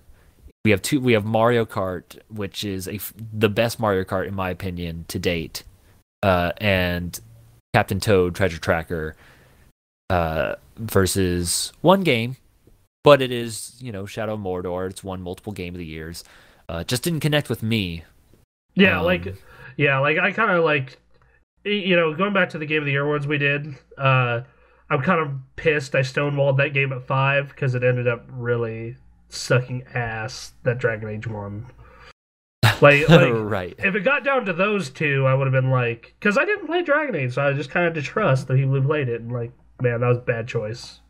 Oh, yeah. Yeah. Now you know how I feel. Yeah, I don't know, man. It's up to you. What do you want to... Oh, shit. See, this is a coin flip, because honestly, you know, that's tough. I want to go Monolith just to be safe. Okay, just because that's I could see a really great sequel coming from that. But all right, so we got Telltale versus Riot Games. Telltale. Dota 2 is better than League, and yeah, all right. Yeah. All right, so we got our final four of Blizzard versus From Software, Monolith versus Telltale. I'm surprised Telltale made it this far.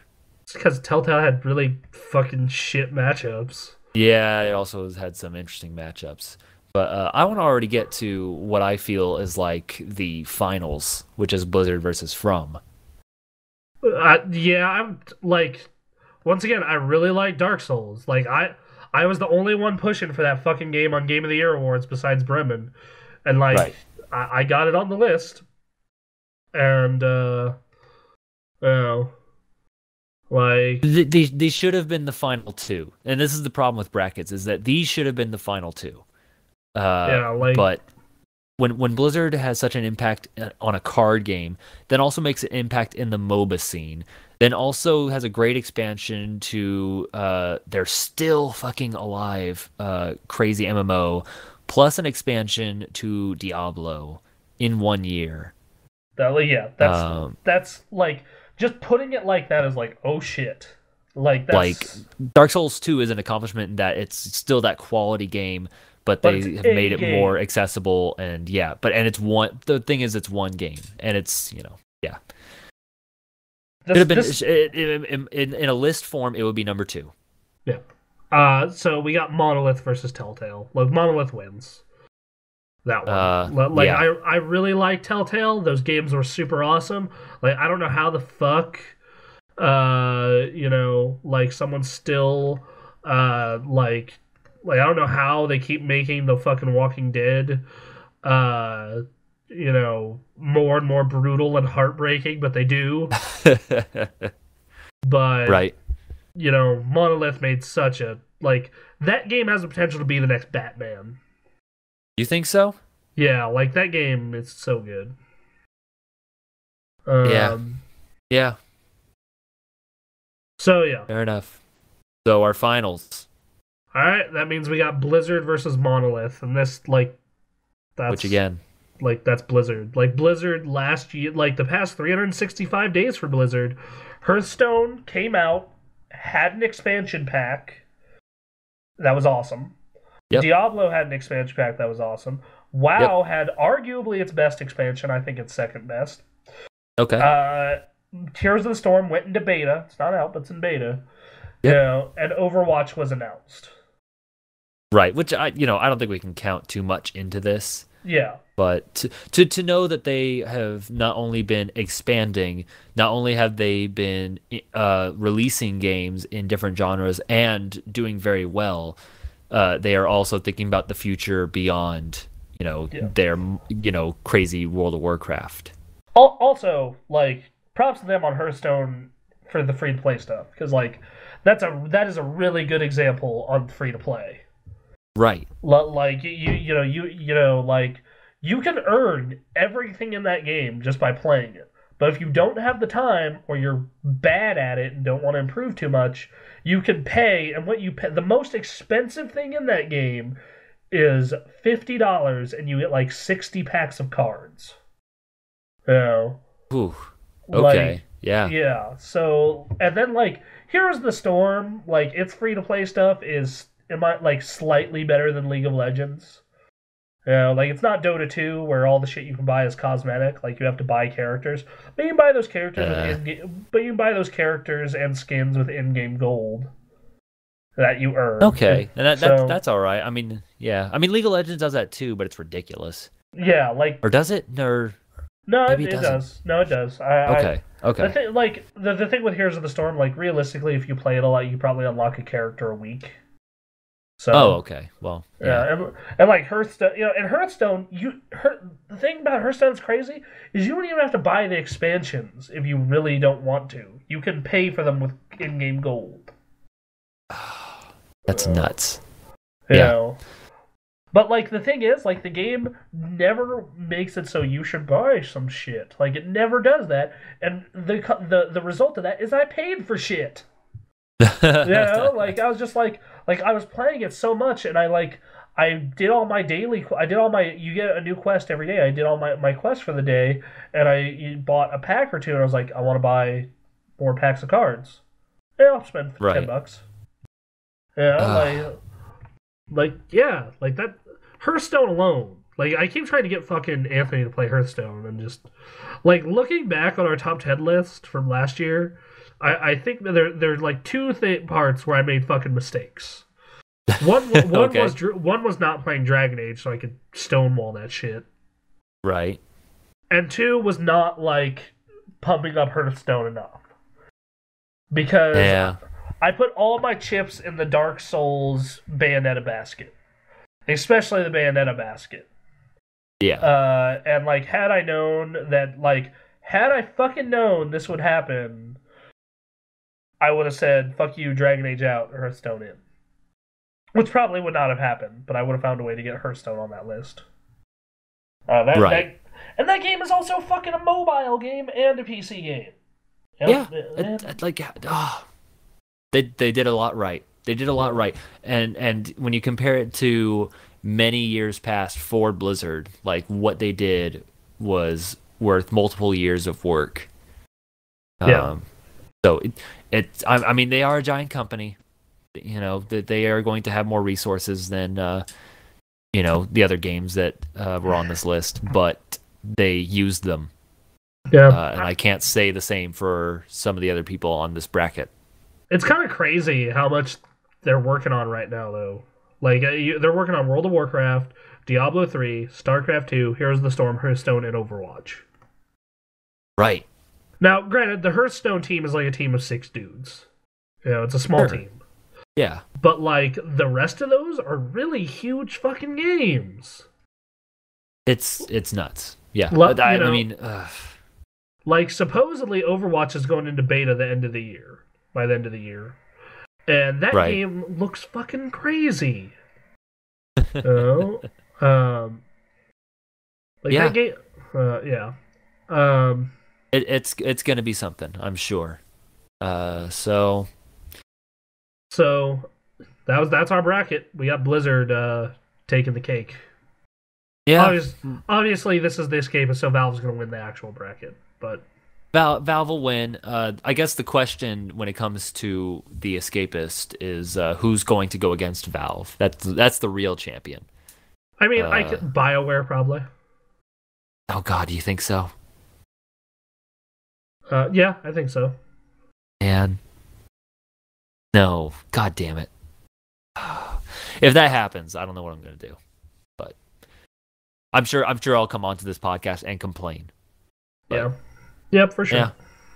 Yeah. All right. Well, we did the bracket. So we'll have to see. I don't know when they make the first picks official yet. They're still open as of this recording. But that may be different from when you're listening to this now. So speaking of Blizzard, we do have a little bit of Blizzard news, and then we'll check comments and call it a day. Okay. At PAX East last week, Blizzard announced a couple new characters for Overwatch, which makes sense. They're still announcing characters, still doing stuff. Sure. And one of the characters they announced was a woman. She looks like a cog with purple hair and boobs. That's right. Yes. Yeah. Yes. They announced her, and they announced this Native American woman called Farah, Egyptian woman. That has like armor that makes her look like an eagle. And stupid people who typically support Gamergate are bitching about this. because they're not Why? because they're not conventionally attractive women, and Blizzard came out saying, "Oh, we want to add diversity to our games." Oh, and then what was the name of that woman with the purple hair? The one that looked like a cog. Yeah. Zyra. Yeah, I'm loving her. Yeah, like I really like all these characters. They look really cool. Like granted, like the one I like is actually conventionally attractive, and it's Tracer, but that's because her power looks to be super speed. It looks cool. Sure. And like why are you mad about diversity in games? Like a diverse character roster? Because change. So like, do we really want a roster like TF2 that's all white dudes and one black guy? Oh, they play a lot of TF2. So I play a lot of TF2, but like TF2, and I like a lot of the characters in TF2, but every single character except the demo man in TF2 is white and a dude. That's true. Yeah. Which makes it relatable to a lot of white guys. But I'd love to see more people who post on Reddit, and then like I come out and say shit like this, and then they call me an SJW because they're retarded. Right. Coincidentally, they're the same terrible human beings who don't know what a game review really is. Game reviews. I love when they need to be objective. Fucking right. Like what? Like, as someone who took multiple journalism classes, yes. I get I get ethics and reporting. They kind of like even in Journalism 101, they like beat you over the head with ethics, really hardcore. Right. And then most publications do too. But A, we're entertainment journalism, for one. First of all, yes. B, a review isn't reporting. Right. Fucking if I report the news and I'm lying or giving personal opinion, then yes, that is not proper journalism. But writing a review isn't journalism, or if it is, it's entertainment journalism. But it's technically considered editorial. Editorial criticism. Critique. Yeah. All right. But the second off, there's no such thing as a fucking objective review. Okay? You want to know what an objective review is? It's a game. Yep. It has sound. I can see it. The game has a story and characters. The main character has a name. That's a fucking objective review. You could say the name. Like, this is Marcus Phoenix. This game has 34 characters in it, unique characters in it. Even saying unique maybe a little much. But... Yeah, like unique is considered, opinion. So because that could vary. At the end of the day, okay, fine. You want us to review shit like it. First off, if you think games are art, which no matter what side of this Gamergate argument you're on, you probably do think games are art, then art is subjective, which requires fucking opinion. You idiots. God. I mean, we have talked, on and off podcasts about our opinions of the new Devil May Cry. There's no right answer. I mean, we just have our opinions on it. Yeah, there's no right answer. I don't like that game. Aaron does. I love that game. Yeah, we can't. We agree to disagree and move on. Yeah, like to get mad because okay, I'm going back to the other topic real quick here, but to get mad because of diversity in roster is stupid to me. Especially because I like to play a diverse range of characters. Like in this game, I'm gonna play Tracer because super speed looks cool, but I'm also gonna pick up, I'm also gonna probably pick up Farah because she looks like a fucking badass, and Winston, and Winston is basically Beast from the X-Men if he were a gorilla. Ooh, okay. And first off, this roster has plenty conventionally attractive characters. Plenty of them. Right. Mercy, Symmetra, Widowmaker, Tracer are all conventionally attractive. And you are telling me you're getting mad because of Farah, who Farah is also conventionally attractive. She is just a tall woman. She's the second tallest character on the roster. Are they really saying that it's unconventional because she's taller? Tall and Egyptian. Brown skin, man. God damn it, man. Well, like, I don't even. These are bad people. I'm not gonna say bad. I just feel like just severely misguided.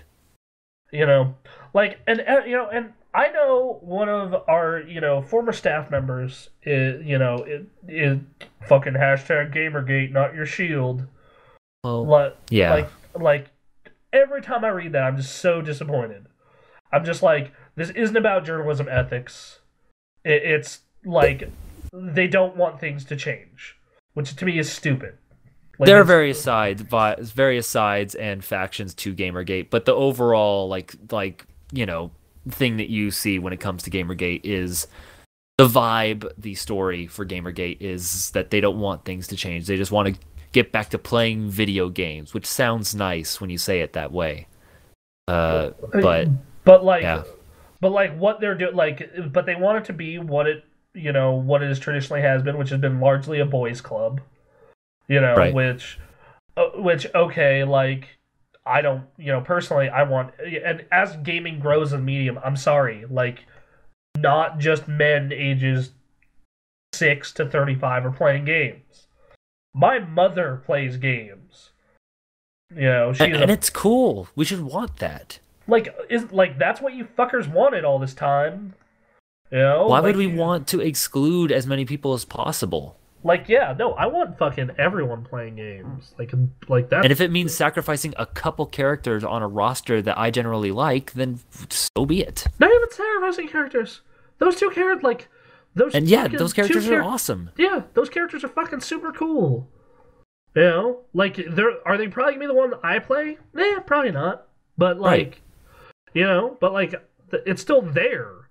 And Aaron and I are, white men. And I am straight, and Aaron, you are pansexual, correct? Yes. So we have so much representation in games. Right. So much. You look at how many, white average-sized men in games there are. Joel, man. Nathan Drake, Michael, Trevor, fucking Batman, Vincent from Catherine, Nathan Hale, Capelli. I mean, you don't even have to name individual characters. You can name entire casts of games. It's just ridiculous. The majority of Uncharted. Right. The fuck, right? I'm down with being. I like to be represented, but so does everyone else. And I'm not asking for every kind of person to be represented in every single video game, but a few more than none would be cool for some people. Exactly. I talked to you talked to McKenna as well, the mutual friend. Yeah. And she always talks about she likes games with character creation or where you can play as girls. That's right. So, and the reason those games do so well is because they have They represent her, femship. This is here because I'm a girl. I want to play. She's a girl. She wants to play a girl. That. Just the fuck, man. And it's the same people who okay, so people were asking thought about the new Zelda Link could be a girl because it looked kind of feminine in that first trailer. Sure. And people fucking lost their minds. I'm like, why? He gets reincarnated. It wouldn't be surprising for him to be reincarnated as a woman eventually. Well, right. And I was just reading a Reddit thread about people using logic to determine that this female Thor is not actually Thor because it doesn't go along with the lore. You're really going to bring lore? Honestly, it's just not that important. The amount of energy that you're putting in to try and justify not letting this change happen is ridiculous. And part of their argument is they're gonna take our video games away. It's no, they're still there. They're still there. If you're worried about every single game becoming Depression Quest, it's not going to be that way. No, I liked Gone Home. Yeah, sure. I like Gone Home. You know. But I also like my Sunset Overdrives. I Yeah, also like, I like various games. And you know what? As long as I like them, and as long as I got monies, they're still gonna keep making them. yeah, like as long as you like. First off, speak with your wallet. So if you're really this like butthurt about Overwatch, don't buy it. Or if it's free to play, don't pay for those characters. But like, like there's no reason to be this pissed. Like that, none. Yeah, like it's It's ridiculous. That's all you really have to say about it. I don't know. I'm excited for Overwatch. I like the idea of them having a little more diverse of a cast than the typical game. Yeah. So, yeah. Well, that's like, cool. Yeah, well, like that's. Yeah, like man, that's. Yeah. that's all we have to say about it. Like I'm working on a Bronson Rants episode right now about reviews and how people have no idea what the fuck a review is. Oh, good. Okay. But like this, dude, like it's the same people who got mad at Black Spider-Man. Like I heard Black Spider-Man and like I'm just like, that's kind of weird. Okay, whatever. Yeah. Yeah. Like, okay, cool, whatever. I mean, as long as he's awesome. Is he still Spider-Man? Like, yeah. All right. An Ultimate Spider-Man, Miles Morales. I mean, yeah. Does he still shoot webs and fight bad guys? I mean, like, that's... he's still fucking Spider-Man. Those are the main qualifications. And even then, like, see, they're mad about that, but they don't get mad about how fucking stupid Man Spider was. Yeah. Like, it's disgusting to me that people get more mad about diversity than bad writing. Like, that's... Yeah. That's... Yeah. That's... Yeah. Yeah. Like, that's all I have to say about it. I don't know. Yeah, crazy. Just crazy. Yeah. Okay, I'm excited for Overwatch. Anyway. I am too. That game looks really good. Looks really cool. Yeah. Yeah. I played TF2 last week for a stream and just for fun. That game is super awesome. TF2 is still really good. So to have another game like that out and about, that'd be rad. Yeah, right. Okay, so we don't really have any questions, but I'll do one last check, Doesn't hurt to do one last run through. Right. Oh my god.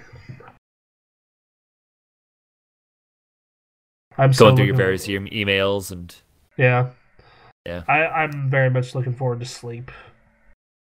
We're getting there, huh? Yeah, I'm fucking tired. I gotta be up super early tomorrow. Well, not super early, but early. All right. Well, let's see if you can find one question, if anything. Sorry, I get a lot of emails. Not like about, just emails in general. Yeah. Yeah.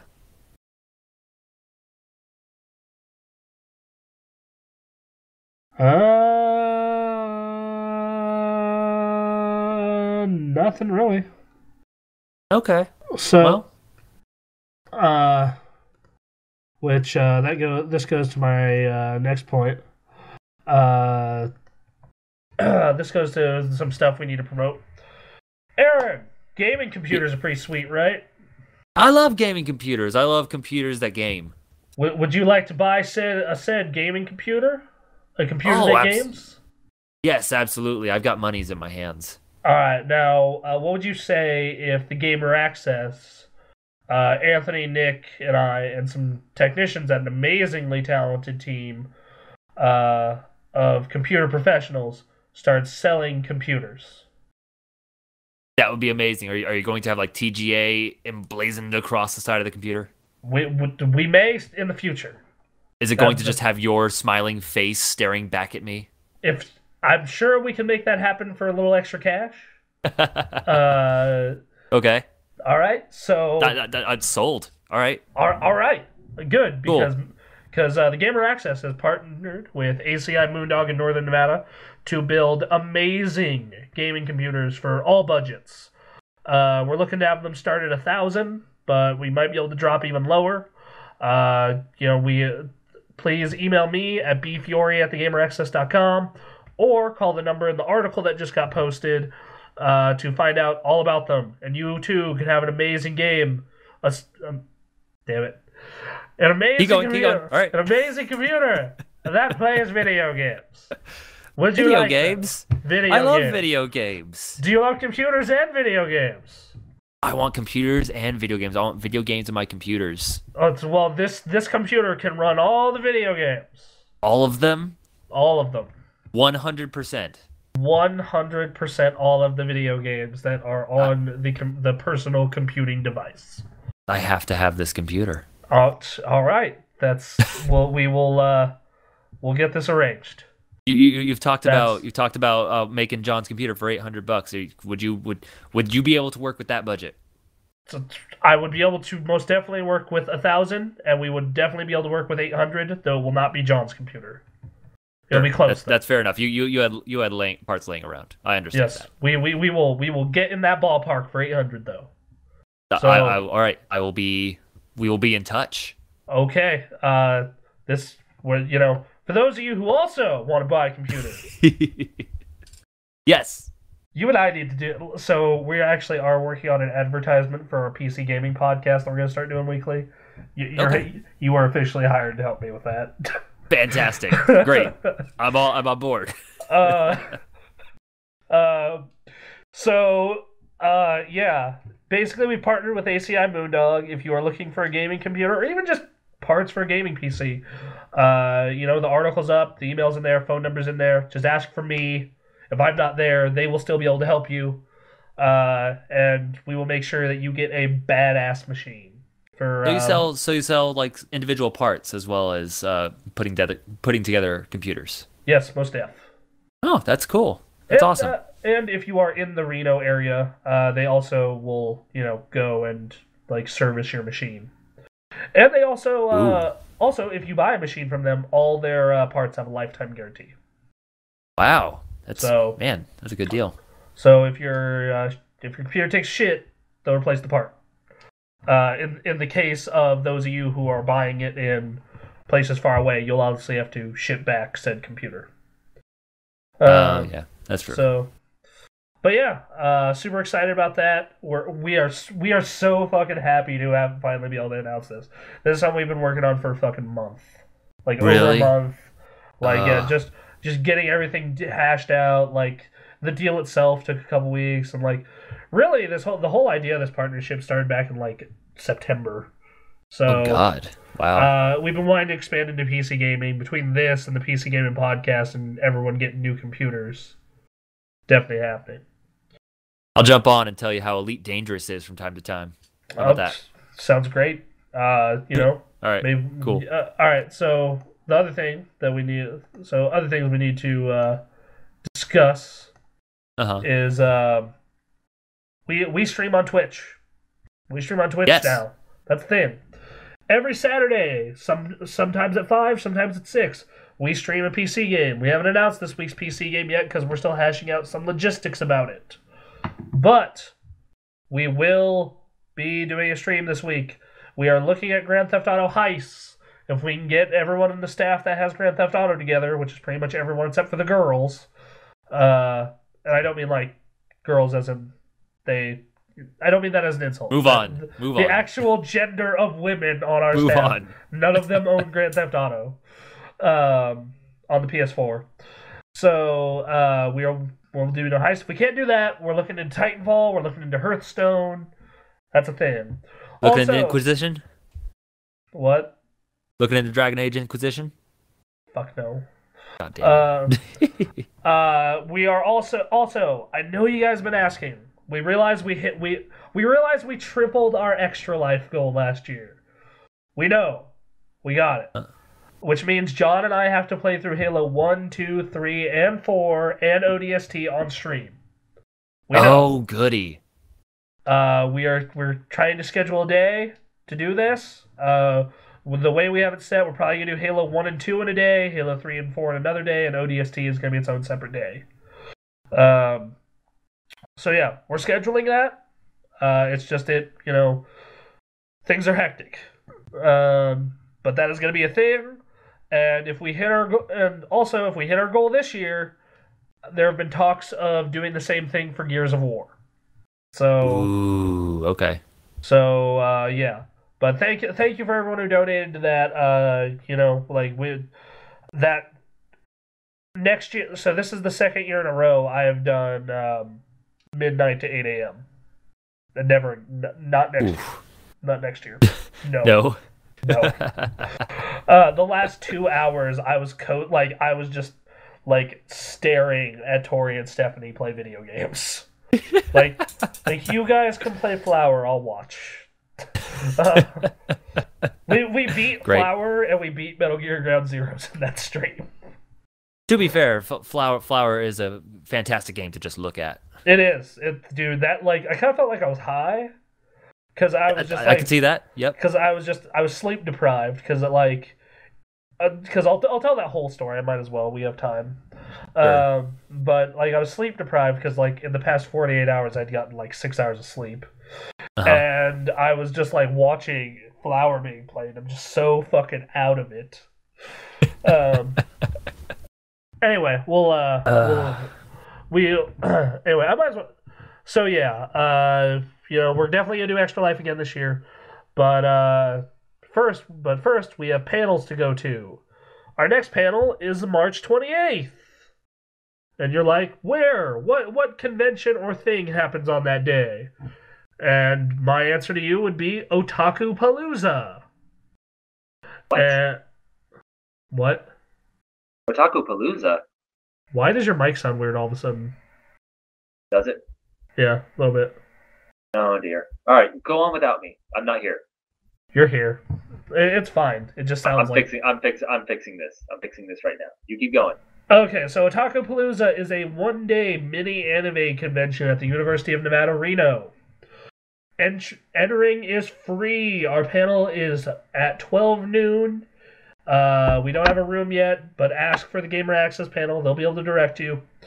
And because of another panel canceling, ours is going to be 2 hours long. Ooh. So please come. Ask us questions. We'll chat with you. We'll sign stuff. We'll take pictures. Right now, as far as if you're wondering which staff is going to be there, I'm going to be there. I'm for sure going to be there. John's for sure going to be there. Anthony's a maybe. Tori and Stephanie are maybe. Kyrie is obviously a no. Nick is a no. So yeah, at minimum, come say hi to John and I. And Bremen is a no also because he's out of town. So yeah, but please come say hi. Come watch our panel. Come watch us be stupid. There's gonna be giveaways from Moondog. We're gonna be giving away gift cards. For those of you who are wondering about, for those of you who watched our SnafuCon panel, no, we will not be auctioning off a date with any of the single members of the staff until it's closer to Extra Life. Okay. So you're gonna have to wait for Game Expo for that. I know, Aaron, you're so disappointed. Man, what am I supposed to do until then? Stalk us on the internet at places like Facebook and Twitter. Are those the two places? I mean, I'm also on Tumblr. Okay. So Twitch. Yeah, we're on Twitch. You can stalk us there. Nick's on Twitch a lot. If you want to stalk Nick, that's the place where you need to be. Nick has enough stalkers. Nick, he does have enough stalkers. we probably shouldn't be encouraging people to stalk Nick. But you can stalk me because I don't mind. No. I don't have boundaries. Aaron knows this. Yeah. So, yeah. If I found a stalker outside my window right now, I'd be like, oh, hey, bud, how you doing? Hey. Do you want to make me a sandwich, bro? That'd be really nice. You have to run around the mall and try and lose them. Yeah. That'd be fun. Okay, so I should probably tell that story of why I only got 6 hours of sleep over the course of 3 days. Yeah, sure. Let's do that. And then we'll close out this wonderful podcast. Aaron, it's been fun having you on, man. I'm excited to be here. I miss this. Yeah, it's been fun. This and writing comics with you has really brought more energy back into my creative space. Because like, because I like work with Anthony, and Anthony is great to work with, but like me and him have conflicting ideals on a lot of things, so it can be draining. Sure. And then John and Brem are never really around, and then I manage some other people, so it's just like it's nice to have just like someone so upbeat. Hey, I'm glad to be around. I'm glad to be here. I'm glad to be a positive force. But anyway, I'll tell the story. So, SnafuCon weekend is the second to last weekend of October. At least it was this year, and we had a panel there.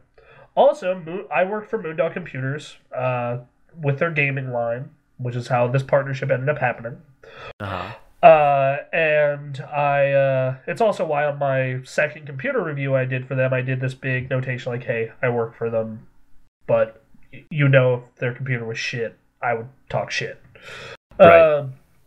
Anyway, but we, back to what I was saying though. Oh, Christ, I've been wearing these headphones too long. You're wearing the headphones, you're starting to get tired again. You're going to pull up a video of Flower. We're going to have like an hour of silence at the end of this podcast. Oh, pretty. But we had a panel, and I had to promote Moondog over the course of these 3 days. And it was election season at my current job. I work in a political call center, and during election season, that means we work 10 to 12-hour days, 6 to 7 days a week. So you're probably like, the fuck? All right, so let me throw this to you. On that Friday, I call in sick. The first day of SnafuCon, I call in sick because I just want to have rest going into that. Like, just say, fuck it, I'll be sick. I'll pretend to be sick. So I call in sick, and I go. Oh Christ. And I'm tired. Sorry. I know. Keep going. Second day after calling in sick. So just call in sick the first day of SnafuCon, and that's the day our panel is. And I'm also Panda's ride there. She's getting in all her Homestuck cosplay and whatnot. And like, I was hoping to get there super early, but she took forever to get in costume. Okay. Which I should have predicted, in all honesty. Oh yeah, sure. Yeah. Like I should have been like, yep, okay. Well, now you know.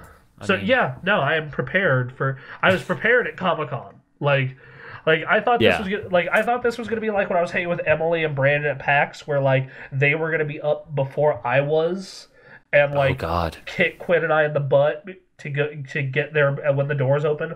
Not the case at all. We got there like an hour before we were supposed to be on our panel. Oh God. Yeah. So we get there, and mind you, I have been at meetings, the SnafuCon meetings, like every week for like a month and a half, telling them what we need. Like, I am literally there just to remind them, we need at least 3 microphones, a projector, and a tripod. We need at least 3 microphones, a projector, and a tripod. We show up. So we show up, we start promoting the panel, we start telling people, hey, we're going to have gift cards, we're going to have this, we're going to have that. I go to pick up the gift cards from, our sponsors. They gave them to the wrong person who isn't there. Son of a bitch. From their company. So I was like, shit, okay, we need to think of a new giveaway. Custom art. So our artists, we're going to draw custom art, and I was going to buy a Humble Bundle for someone. Because I can at least spend $15 to give away something, right? And that's like 12 games. So fuck it. That's great. So we start setting up for our panel, and we notice we have microphones, but they're not plugged into the soundboard. Oh, good. All right. And there's no and the projector's doesn't have the right cables for us. And well, they're going to get the tripod, but they don't have it. And our panel has to start in like 10 minutes. So what we do is, thankfully, Panda and friends of ours who were at the panel were willing to help us at least like we put coupons for a free Red Bull from our sponsor at every single seat in the panel room. Sure. because this isn't like at Game Expo, we have no problem drawing a crowd, but at anime conventions, we basically have to bribe people. Oh, really? Okay. Yeah, it's weird. Huh, man, right? Like video games at an anime convention not doing well. Shocking. That's weird, yeah. But, we set up, we have this, we set up, and thankfully the room is small enough to where we didn't really need the microphones. Like, we just had to project. And John and I are loud and annoying all the time. So for us, it's especially no problem. Sure. So we set up, and to film the panel, I asked this guy I used to work with at AT&T, this friend of mine, we call him Mr. Chang. His actual name is Kenson. Can you guess why we call him Mr. Chang? Oh, I don't want to guess. I don't want to guess. You played Grand Theft Auto 5, right? I have played Grand Theft Auto 5. You finished Grand Theft Auto 5? Oh, God. Well, this doesn't involve the ending, but do you remember Mr. Chang? Yeah, I remember Mr. Chang. That's why we call him that, because when we were working at AT&T, Grand Theft Auto just came out, and Theo and I were playing it, and I get to the part with Mr. Chang. Now, he's tripping on meth, where Kenson just drinks a lot. Right. And the second I see that, I send Theo a text, "Yo, did you get to this part in GTA?" And I'm like, "Mr. Chang, that's Kenson." So that's why he is forever known as Mr. Chang. Okay. Cool. Yeah. Awesome. So, so Mr. Chang is filming for us, and there's some Deadpool cosplayer who I would later find out was a friend of ours, which is why he was so comfortable doing this, who is just standing on our panel and is kind of become part of our panel. So so it's the Gamer Access staff, West Coast staff minus Nick and Deadpool doing a panel. Okay. Yeah. Now we did a couple of contests to win prizes. One of them is, all right, you need to make Tori feel awkward. Whoever can make the Tori feel the most awkward gets a custom piece of art from Tori. All right. The winner was some gentleman in the front row. And then we did the same thing for Bremen. Who can ever make Bremen feel the most awkward gets a custom piece of art from Bremen. Great.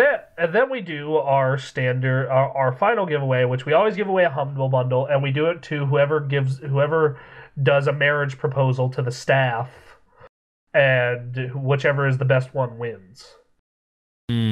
Okay. Now we didn't we just said that and didn't organize, so it just ended up with 8 people bolting to the front of the room, all grabbing onto staff members and shit. And I'm just it was really terrible. Great. So that was a fucking nightmare. And thankfully though, we got through it, and despite all the adversity and shitty problems, we fixed it. Which it's weird that Game Expo is maybe half the size of SnafuCon, but it's far better organized, and we were actually able to get our equipment and everything. Shocking. Right. Yeah. So yeah. Great. So that ends, and we stay there the rest of the night because Panda kind of needs someone there because of anxiety, and I'm several people's ride. I'm Tori and Stephanie's ride, and I'm Panda's ride home. And they all agreed to give me gas money, so I was more than okay with it. This is before the Warthog died trying to time travel. Right, of course. So we take them home. I probably get in at 1 a.m. and just immediately go to bed because I got to be up at 5. All right. Woke up at 5, go to get Panda, go grab Starbucks coffee because it's on the way, and then go to work a full 12 hours, get off, go up to Panda's place. Oh wait, no, go up to her place so she can get into cosplay. That was super quick, thankfully. And then go to the dear God, brain dead, melted. I know this. We're gonna have to fast track this story because I think we're gonna die before this podcast ends. Go to the convention, promote Moondog, hang out with Panda, do all that stuff, and then I have to leave at 11:50 to get home for Extra Life. Get home for Extra Life, meet up with Tori and Steph. We stream for 8 hours. I sleep for about 30 minutes. get up, shower to wake up, go to work. At this point, I am broke because of the con and because of other shit. But thankfully, Panda was willing to prop my corpse up and buy me coffee. At this point, I work I think it was a short day, so it might have been 6 or 7 hours.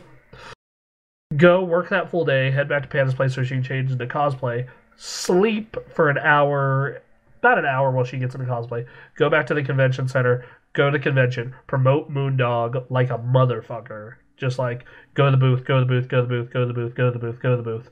Like, I think I ended up selling like 4 computers that weekend, which for computers, which at the time started at $2,000, is really good. Ooh, yeah. That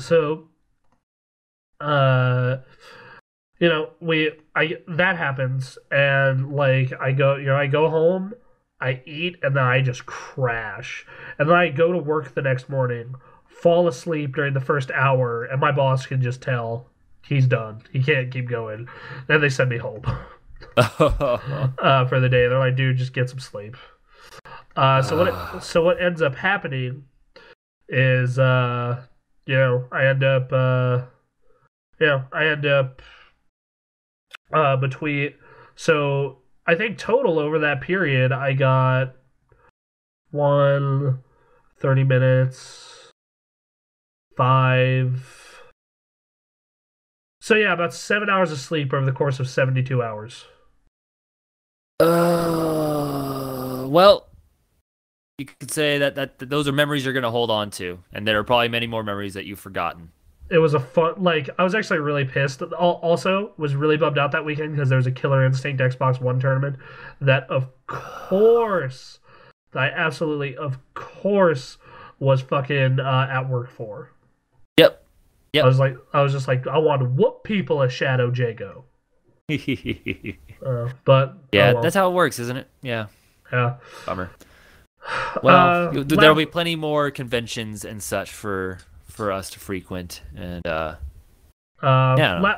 little thing to promote. We're gonna be at Reno Game Expo again this year. It is on July 25th. We are one of the headliners for the event this year. So really, that's awesome. Yeah, so July 25th, Games, Art, Music, Entertainment Expo. Please come by, see our panel. Enjoy our super, just enjoy everything about it. Should be fun. Really not much else to say about it yet. Like that, literally they just announced us as a headliner on their Facebook, and we're like, oh wow. And the funny thing is, like, at that time, I had yet to fill out, at that time, I had yet to fill out, like, the registration sheet, because it'd been, like, a day. I get, like, an email from the president of it, like, are you gonna be here this year? I'm like, fucking of course, you're in our city. And he's like, good, sign up for it. And then, like, I didn't even sign up for it yet. I was, like, I worked the entire day, and I came home, and I was gonna work on it. And, like, I checked my Facebook, it's like, okay, thanks, Bob. I'm glad you have faith in us. Right. So that's awesome. So yeah, you guys gonna wreck shit there? We do every year. Last year was probably the best panel we've ever had. Like, wow. Everything went like really well for us. Like it was surprising how well. Like first time Brem was on a panel, first time John was on a panel. But no, just everything went fucking just ace. That's great. Yeah. Awesome. And it'll be better this time too. Oh wait, actually one thing went wrong, and that's because at the time Tori was like volunteered to be our camera person before she was working for us. Okay. And she was like her boyfriend was with her at the time. And like, have you ever seen the Blair Witch Project? I have seen the Blair Witch Project. It was kind of like that. Oh. Where it just ended with like Tori pointing the camera at herself and just saying, "I'm sorry, I'm so sorry." No, it was just lots of shaking. Just lots of shaking. Yeah. So yeah. Can't have everything. So yeah. Well, cool. That'll be awesome. Yeah. So anyway, thanks for listening, everyone. We're on Twitter, Facebook, etc. Follow us. If you're in the market for a computer, we're definitely the people to go to. Have a good evening. Good night. Happy Tuesday. Yes.